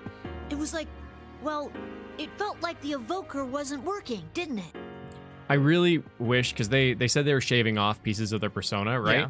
I wish the personas got smaller and cuter as it Oh, they had And- little BB personas Yeah. at the end and they're little Yeah. cuties. Right. Oh, I love it. That'd be so good. Come, persona. And it's like... Yeah, it might be that we can summon our Little puppy personas Cerberus. without our evokers.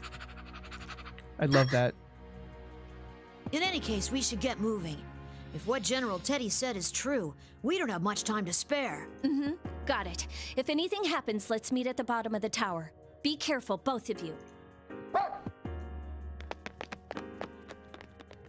Yukari-san and I leave Ken-kun on the roof and head for the stairs. She and I split up not long after, all of us firmly believing that we'll see each other again safely Wait for once us, more. Mitsuru-san. Wow, she slipped a little bit into Ken there. That was funny. I run at my full speed and turn my eyes towards the looming tower. I will rescue her. Sorry, I got excited, and when I get excited, I do accents. They're not specific accents. I just feel excited, and my voice gets different.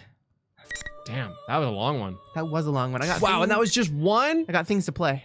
Wow. Quick!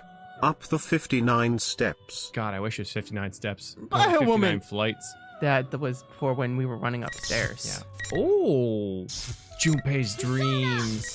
Kiku knows 99% of the reason the shadow ops function. Oh, I believe Yup. it.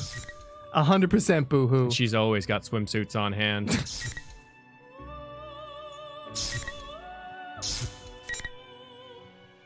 Oh my goodness. I'm gonna play this, but I'm not gonna like it. Oh god, she's gone full character mode. Wait, that's not right. I mean, who does that? Picks a character and then acts like it. Cringe. Also KH3 trailer watch when. Slowpoke! Hey. That was not the the disclaimer for you. The disclaimer was for this one. So was the tower shaking and crumbling in episode P4 actually it climaxing into the high school? That's why they call it P1 Climax. Climax, yeah. It's got called P1 Climax. Thanks, Gustrade. Thanks, Gustrade. And thanks, Slowpoke. You're still missing one. Am I? Whoa. I know. Like it jumps around. There. I'm gonna keep going. What's the difference between Junpei and Fallout 76? One is a massive disappointment. The other is just a video game. With 76 players. With 76 players. Hey. Wow. I heard it got a bit better, but... Persona! If that was the case, the personas would probably end up mutilated. Just take the persona sprite and wipe off an arm or something. Whirlwind!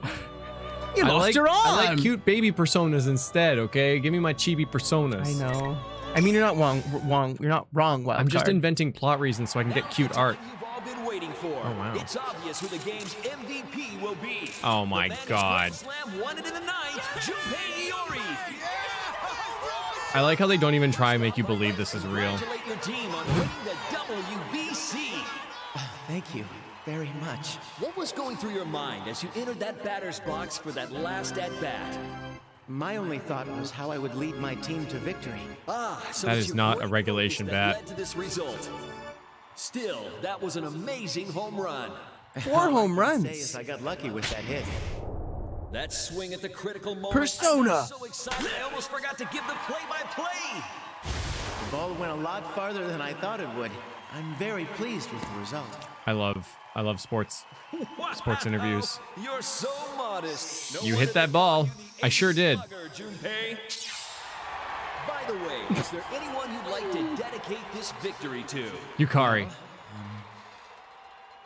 Just kidding. Is he gonna sing? I'd like to dedicate that Grand Slam to my precious girl who's always supported me through thick and thin. Well, now you know he's I dreaming. know that I can be a burden on you. I'm not the greatest, but will you marry me? Yaso Inaba, end of the line.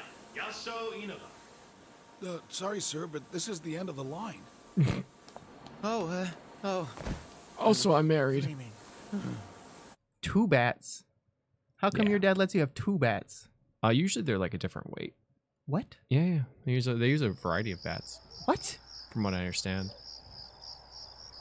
Also, the type of bat you use would depend on your personal size as well, I believe. I'm gonna play one thing. Oh boy. Persona! Junpei was about to say the person we think it is. Also, this isn't the first or last time characters in Persona have same-sounding names. Spike! I'm glad they're still together. I'm glad that they're still together. Are they together though? Yeah.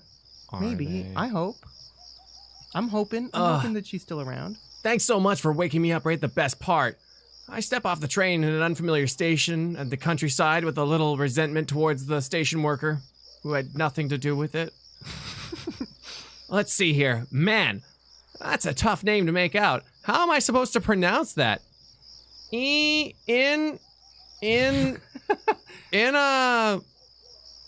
Bah? Oh, it's written beneath the kanji. It's Yaso Ina, but wait, where is this? Huh. Let's see what the shuttle train schedule is. Oh, it's so like him just to end up here entirely by chance. That's funny. I checked the train schedule. I feel myself slipping into despair. Seriously? There aren't any more trains leaving the station? That was the final train for the night? I've really done it now. The great feeling I had only a moment ago withers away at once.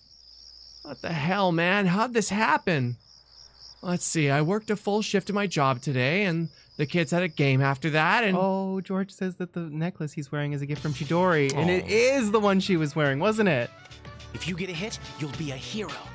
Are you gonna try for a home run? Oh, man, come on, don't put the pressure on him like that. He's just here to have fun. It's the afternoon before a long holiday weekend. Normally, I'd be busy with my part-time job and a top-secret missions and stuff, but on days off, I transform to an excellent coach for a boys' baseball team. I want to say basketball for some reason. A boys' basketball team, which we use baseball bats to play. Yeah. We're undefeated. In fact, we've never had a rematch. So it's our first game in a while. I wanted to make sure these kids win somehow by putting so much pressure on them that they'll probably never want to play baseball again. The game's coming to an end, and we're one run away from tying up the score. I'm talking with Goro, our cleanup hitter who's getting too much of a swelled head over his position to actually focus on the game. Even if he could get in a clean hit, he'll never be able to do it like this. Of course I am. You made me the cleanup hitter after all. I'm making this a home run, no matter what. Oh god, you are in for a fall, kid. Yeah, poor boy. You are in for a big fall. Watch your mouth, kid, or you'll scare the ball away. Now listen up. Don't try to act cool. Just play like you normally would. The team's counting on you. Goro stops boasting and turns towards the bench. The other kids are cheering Goro at the top of their lungs. Keep your eye on the ball. You can hit it. The pitcher's totally freaked out. I like that That guy. voice is familiar, but that's a good kid voice. Teammate B is my favorite Yeah, teammate. That's a good voice. See, a hero doesn't just hit homers all the time. Oh, Even if you mess up, there's guys behind you waiting to help. Now loosen up and do your best. Gotcha. Oh. Goro's face tightens with a gruff facade, loses the gruff facade that he'd been wearing, and begins to focus. There we go. That's how it should be. Thanks, Junpei. Hey, you're supposed to call me Coach, you screwball. Make sure you stay loose. Did he just slap him on the face? Yes, absolutely. Oh. It's a baseball thing. Just slaps across the face. I finish off by giving a bit of a hard smack on Goro's butt. Never mind.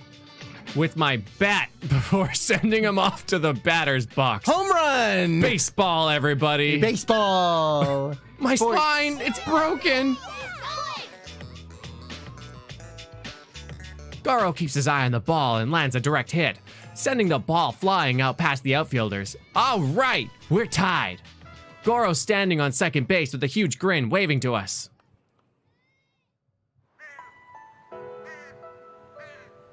But we ended up losing in the end, and all the kids cried. Hell, I cried too, of course. Well, it can't be helped. I did help these kids strengthen their bond together, so they should just leave well enough alone. That was so I should just close, leave well enough guys. alone. You almost won.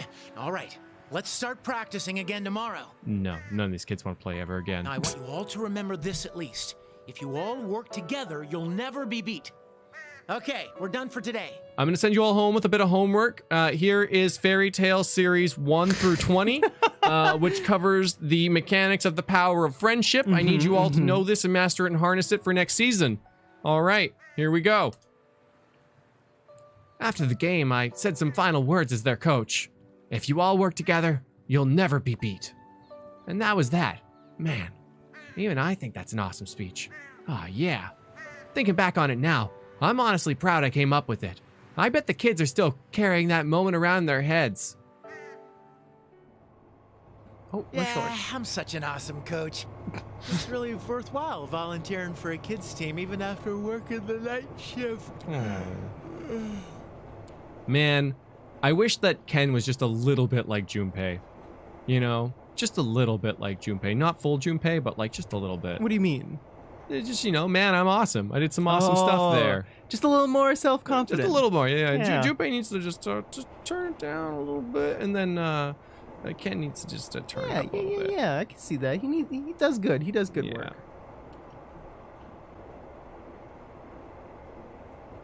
Oh, okay. I had to read that twice there. I'm like, he's underage? Looks like he's 40. Yeah, they sort of did his design a little dirty. Yeah. Because he does look a lot older He's than 13. There is no way that Junpei is 13. I know he's underage, but that is not... Junpei's 13. That is not... Zio, you're silly. Zio, you're silly. You're silly, Zio. You're silly. What? 9-9? Junpei's still going through puberty? That makes no sense. He's like 6 feet tall. He has as much facial hair as I do. He has sideburns that I can't even grow. Because I'm still just underage, I'm not an official member of Mitsuru Senpai's Shadow Operatives. But I've been playing a very active part in some of their investigations. Because oh, sorry. I get sent out from time to time to check out scenes where low-level shadow readings have been detected. Yeah, the missions are pretty plain, but I'm satisfied with them in my own way.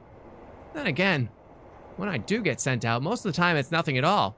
Nothing at all. Nothing at all. But, just like I told the kids, it's about putting out a consistent effort every day. And that goes for anything. It's not like these missions, I get these missions every day. So in the meantime, I spend a lot of time on my part-time jobs. Even though it's kids' baseball, renting fields and paying for rides to away games gets surprisingly expensive. Aw, he's funding it himself. I gave up on that dream, but I love teaching baseball to kids. It's really fun. Yeah, it's like I'm finally starting to enjoy my youth after all this time. Crap, I'm starting to feel sleepy.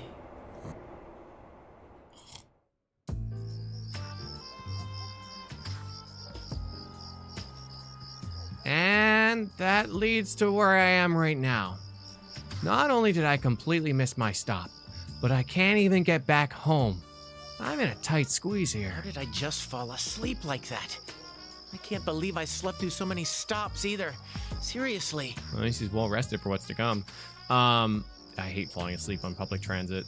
Do you? I haven't done it in years. We've but talked about yeah, this. we've Like, talked I about don't it. mind. Like, I don't mind when other people fall asleep on transit because then I become their Overwatch.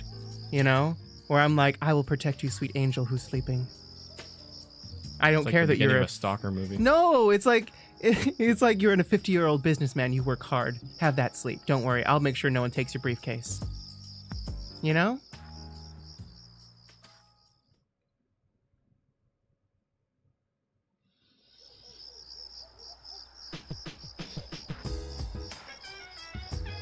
Oh, hey, it's Pyro Jack on the machine now. I thought it used to be gosh. Jack Frost. Look at that. I decided to leave the station for the time being. There's some basic vending machines outside and nothing else. That's Is that actually kind of creepy? impressive. Is what I just said creepy? I thought I was being a good member of society. I'd love if someone like made sure that no one took my stuff while I was sleeping on the public transit. I mean, It was. Oh shit. Sorry. well, I mean, it's the way you positioned it. I mean, if you recognize that someone's sleeping, and if you see someone seemingly unrelated to them going through their things, then you can be like, "Hey, what the fuck are you doing?" And that's fine, and you can do that. But to be like, "I'm watching you for something bad to happen, and I'm gonna be a hero if anyone steps out of line." No, I don't watching know. you very intently. I as just you think sleep.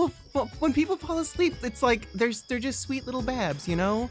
Just like, yeah, you deserve it. You deserve it. It kind of sounded like you were forcing your protection upon them in their sleep. No. I said I'm their Yeah, Overwatch. I am just going to take his bag and hold on to it while he's sleeping so no one steals it. No one believes me. I let a guy sleep on me. He was like an older fellow who fell asleep, and I was like, oh yeah, whatever. I don't care. Lean on me. It was like a while ago now. Yeah, the real hero of public transit is the person who sees you looking at their screen and turns on the subtitles. Yeah. Crap, this is really bad. If something doesn't happen soon, looks like I'm gonna end up sleeping outside. What the heck am I gonna do now? I guess I better call somebody and hope. I pull out my phone to call up anyone I can think of so I can get a ride out of here, but surprise, it's not on. I pray that the battery didn't die when I was on the train and hold the power button, and it turns on. No, the battery's in the red. I might not be able to make a single call at this point. Things never turn out when they're this bad, but suddenly my ringtone echoes out in this empty space. What is it? Oh. Oh. Oh. Hello? Hello? Finally! Hey, Junpei, what were you doing? I've been calling you this whole time. It's Yucatan! How long has she been trying to call me? Maybe she got dumped by her boyfriend and needs a rebound or something? Wait, does she even have a boyfriend? No. What's Mitsuru doing? Huh, I don't know why those are related. She sounds really pissed off for some reason, but meh. She's almost always like this after all. It's important. The most important thing right now is charging this phone. Oh, hey, Yucatan. Can we not talk about that now? My battery's about to die. Hey, what's that noise in the background? It's super loud. Your phone's about to die? What's wrong with you? Mitsuru-senpai, Akihiko, Fuka, and Igus have gone missing. We're in a helicopter to find them. They're missing? A helicopter? We've looked in tons of places for them, but we can't find them. Anyway, where are you right now, Junpei? Hold on a second. This doesn't make sense at all. Mitsuru-senpai and the others went missing, and now Yukatan's in a helicopter trying to find them? This is too much information at once. I turn around to check the name of the station again. Somewhere called Yasoina something? I Bah. fell asleep on the train and missed my stop, and now I'm stuck out in the boonies. You're at Yaso Inaba Station? Why? Huh? Why is she so surprised? I don't even know why I'm here. Okay, fine. It's because I slept through my stop. Hey, Yucatan, the battery's going. Fine, just wait there. We'll come get you. I'm with Kenkun and Koro-chan, and we've got Labrys here too. She's Igus' sister. Huh? What was that? Who? Well, whatever. I'll just find a convenience store and... The phone died, but it still made the busy tone. That, whatever. I consider what I should do now, but then again, I'm worried about Mitsuru-senpai too. I'll just have to buy a cheap charger at a gas station or something and call Yucatan back. This may be out in the boonies, but there's gotta be a convenience store open around here. I start walking along the road in search of an open store. After walking some time, I finally see a familiar lighted sign out in the distance.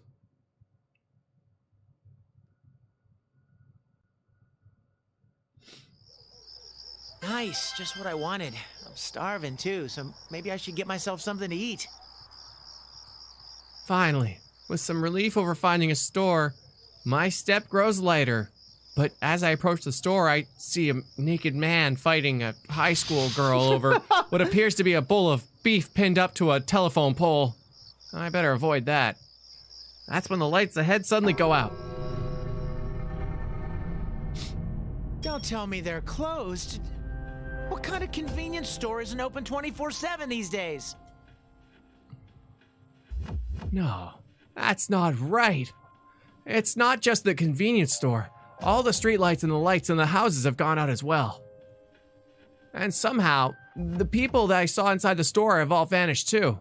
Even more strange, it didn't get pitch blackout. Everything's illuminated by a hazy red light. Is this fog? What the hell? There's something familiar about the sight of this town suddenly falling silent. It's hard to call it nostalgic, but it's like that crazy thing that should have stopped 3 years ago. The dark hour. Talk about deja vu. First time I experienced the dark hour was back then. I was in a convenience store and Akihiko-senpai rescued me that time. Oh, there you are, Junpei. Oh, yes. Oh, yes. If regular Yukari is so mean to Junpei, what can Shadow Yukari do? What can she do? She's gonna be nice. You think, oh my god. She's gonna be like, Junpei, I've wanted to tell you this for a very long time, but I'm highly attracted to you and I love the bold fact. prediction, Cotton. Let's see if it works out. The voice behind me makes me turn around, and I see a beautiful girl dressed in all pink. Whoa, wait, is that Yucatan? What's gotten into her? She's dressed rather odd, but there's no mistaking her voice. Yucatan stops a short distance away from me and glares. Oh, she looks pissed. I love that look. Oh, wait, shit. Is it because I left the station after she told me to wait there? Oh, even then, she looks way too angry. Hey, Yucatan! I'm making an effort at least, so... But hey, Mitsuru-senpai's gone missing? What's going on? Ooh. Damn. She's really pissed. Steady, Junpei. Okay. When you're pitching to a real hard case, you need to throw outside the strike zone. Just to test the waters. Throw them off their game and see how they react, right? Yeah. I'm a genius. So, you look great, huh? Is that your feather pink outfit? Are you doing an autograph tour out here? Come meet the Feathermen.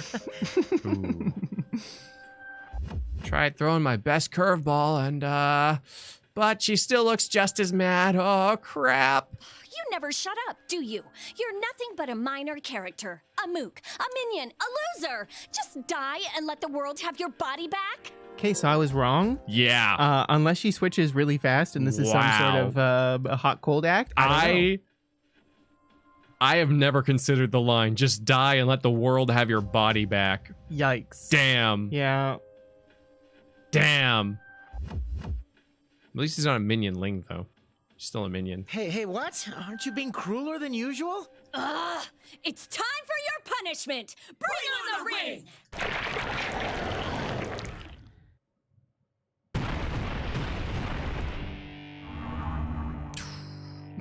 Yucatan suddenly raises one hand as she delivers that cheesy line. And with that, 4 red pillars fall from the sky and stab into the ground around us, forming a fighting ring. I don't know what's going on, but suddenly this feels really dangerous. I place my bag on the ground, and then I pull out my favorite bat and take a cautious stance.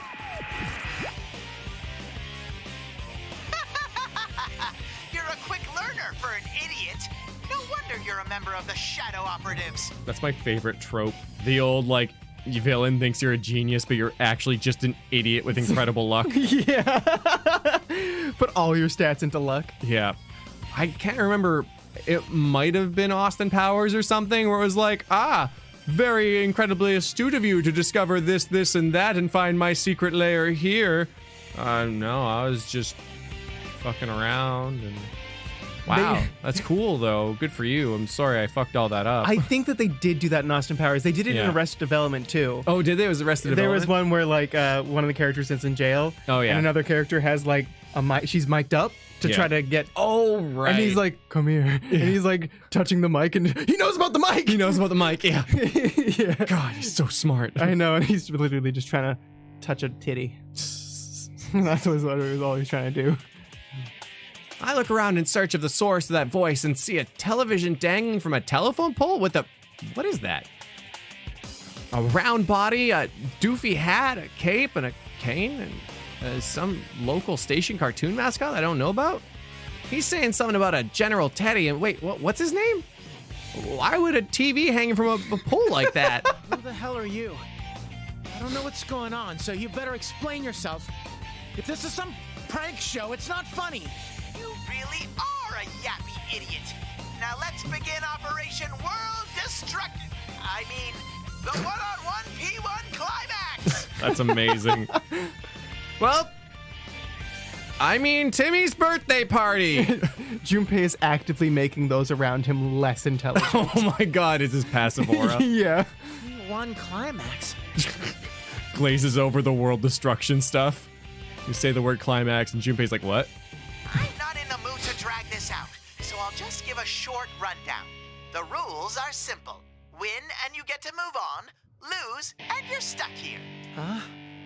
You mean I have to fight Yucatan?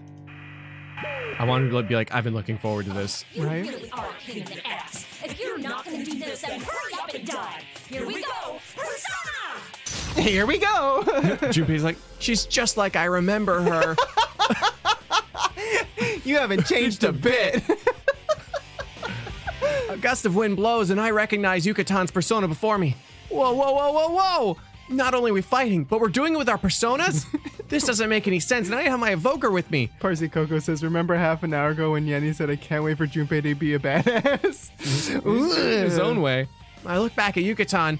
She's already got her bow drawn and pointed at me. Oh man, she's completely ready for this. Hold on, Featherpink. We can talk this out. I mean, you shouldn't be pointing that at people. Ah! My desperate plea is in vain, and Yucatan shoots an arrow at me with no hesitation. I managed to dodge away just in time. Nice aim. I mean, wait. Stop moving around, Junpei. Just give up now and let me kill you. I've been waiting my whole life for you to say that. What the hell did I do to deserve this? Looks like I'm just gonna have to run. While avoiding the arrows and raining down on me, I start a mad dash towards the train station. Oh. Ow! What the heck? That That's what I said! Only the victor can leave the area. Now hurry up and get this fight started! I reach out to where I hit something, and sure enough, there's an invisible wall there. I guess I can't go beyond those red pillars. I mean, I'm seriously in trouble here. I hope you're prepared. Face me, evildoer. You're no match for better paint. Strike out batter. Strike out batter? The hell does that mean? Did I get promoted from generic bad guy to a villain out of the blue? Hell yeah. Well, I guess I have to fight a bit and pray that it's enough to knock Yucatan back to her senses. Desperate times call for desperate measures. How dare you, Featherman? I, Lord Junpei, will strike you down. Oh. I like Junpei. Yeah.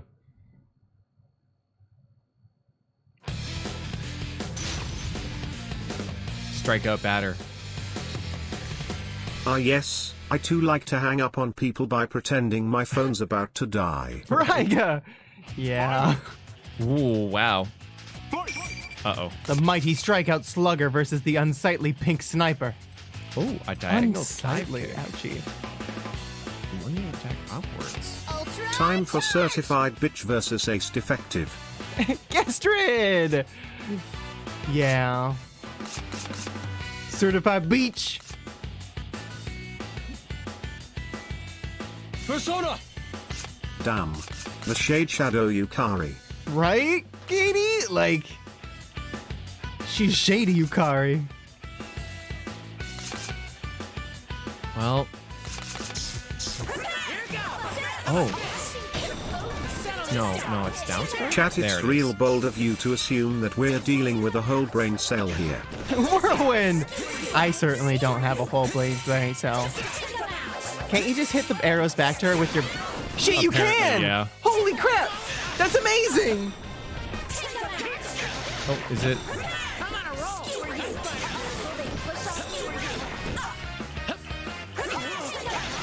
Oh, shit. I'm not playing around here. Turn the tide.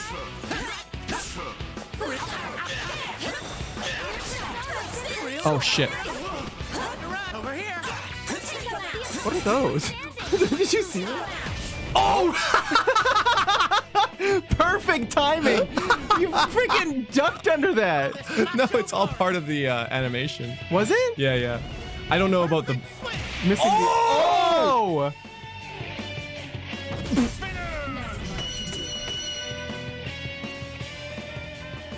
Is she okay? Is she okay? I don't think she's okay. I don't think she's okay. The Mook wins! Keep that up and keep winning! What does the word mook even mean? I've never really liked it. I've never liked it because it sounds like it's not okay. I know. I don't know. Like it's a word that like hearing makes me It's feel. kind of, isn't it like a minion or something? A stupid or incompetent person. The mook. I really want to know what it's like, the etymology of it. Yeah. Who are you calling a mook? Wait, Yucatan! She's melting. It's from the 1930s of uncertain origin. Huh.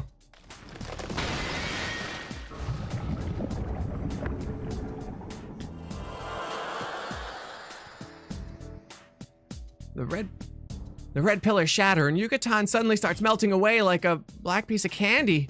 And just then, what looks like golden grains of sand fly up into the air and flow across the sky. It's really beautiful. That costume guy on the monitor disappeared. Does that mean the invisible walls I ran into are gone now too, maybe? What was that just now?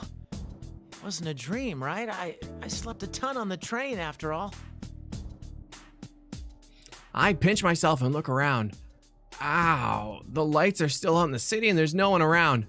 The way that Yucatan disappeared seems familiar too. Is that a shadow?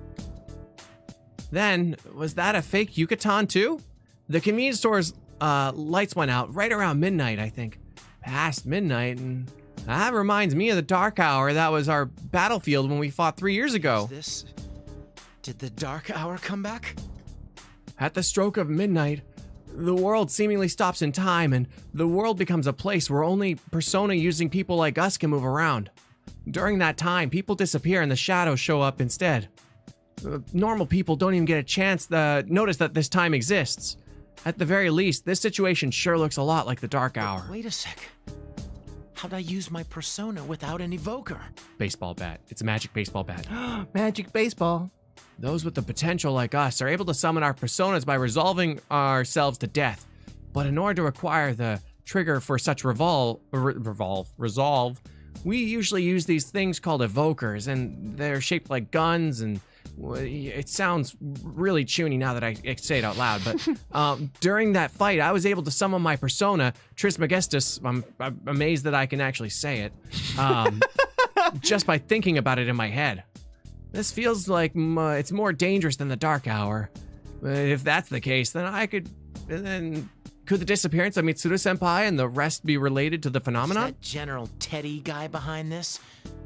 We'd better step barefully. I really want General Teddie to come out and be like, "That's it, you're dead!" That costume dude told me to keep winning, and I don't know anything about this town. And, well, just standing around here isn't going to do me any good, so I guess I should head back to the station for now, and that's where the real Yucatan told me to wait. Unless Yucatan's dead. I was really actually kind of hoping. Let's see here.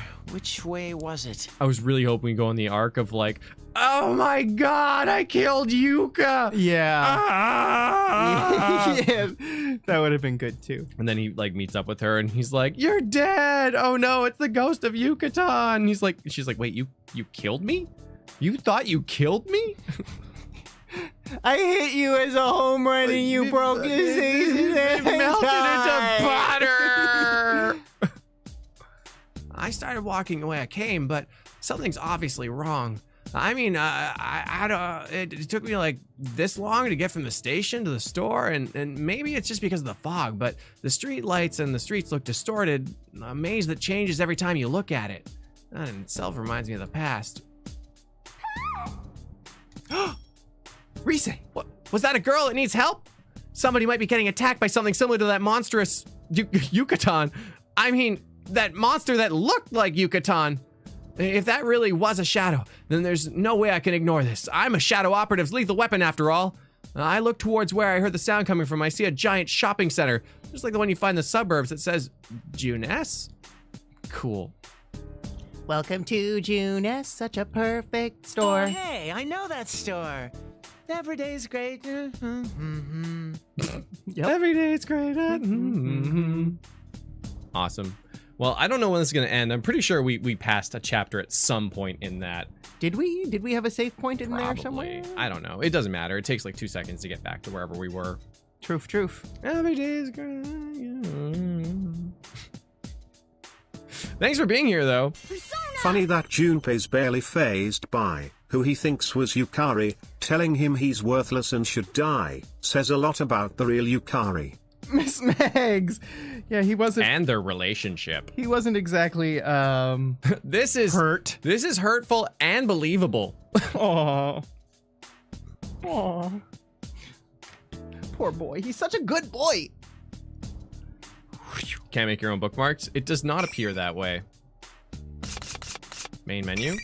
You will lose all of your progress. Bye, progress. Bye. Oh, good song to end on. Yeah, it wasn't exactly receptive. Oh, wow. Look at that. It's here.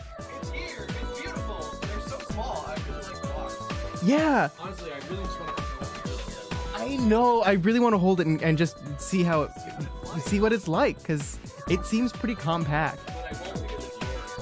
Me? Oh. Yeah, there it is. That's this month's prize. So, oh, Miku Switch. It does look like the Oh my god, you could put Miku stickers on it.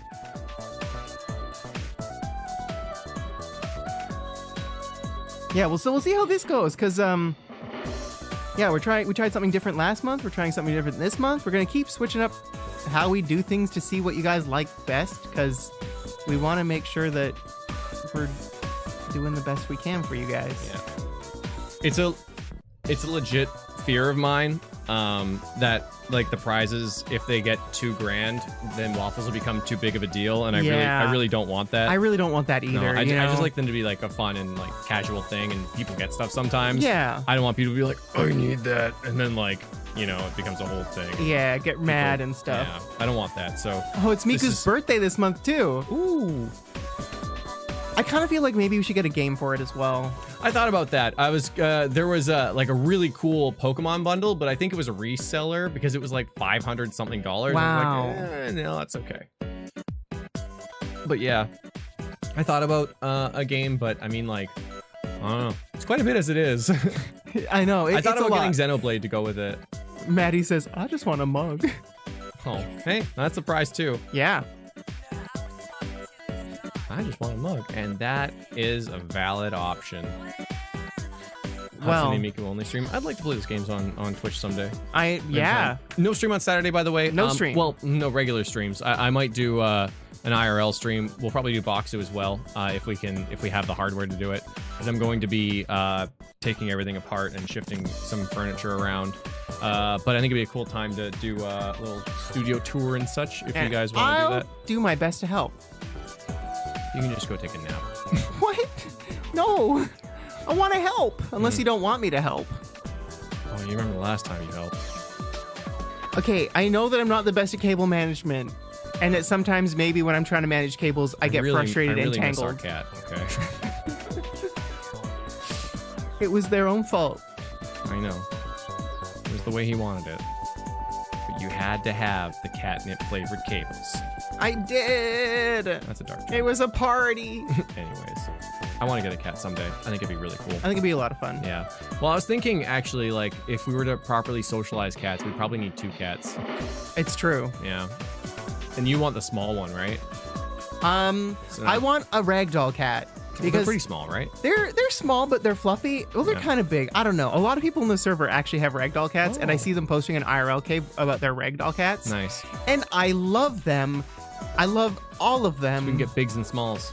I can see Allison posting her cat, and her cat puts things in its mouth, and it's so cute. Can we get 2 cats? Can I get a big one named Wedge? And I can have bigs. Yeah, right? Yeah. That'd be cool. I think I think Wedge is just a good pet name on its own. Yeah, Wedge. Yeah, Biggs and Wedge, and they grow up together, and they're big cat, little cat. I love that. Does chat like that idea? I do. I do. Ooh, and then we could have like cat cam in the studio because they would definitely want to hang out in here. Yeah, for sure. We'd have we could have cat stuff everywhere. Yeah.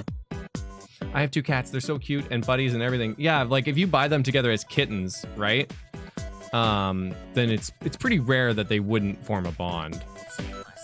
Yeah, they typically wouldn't hate each other.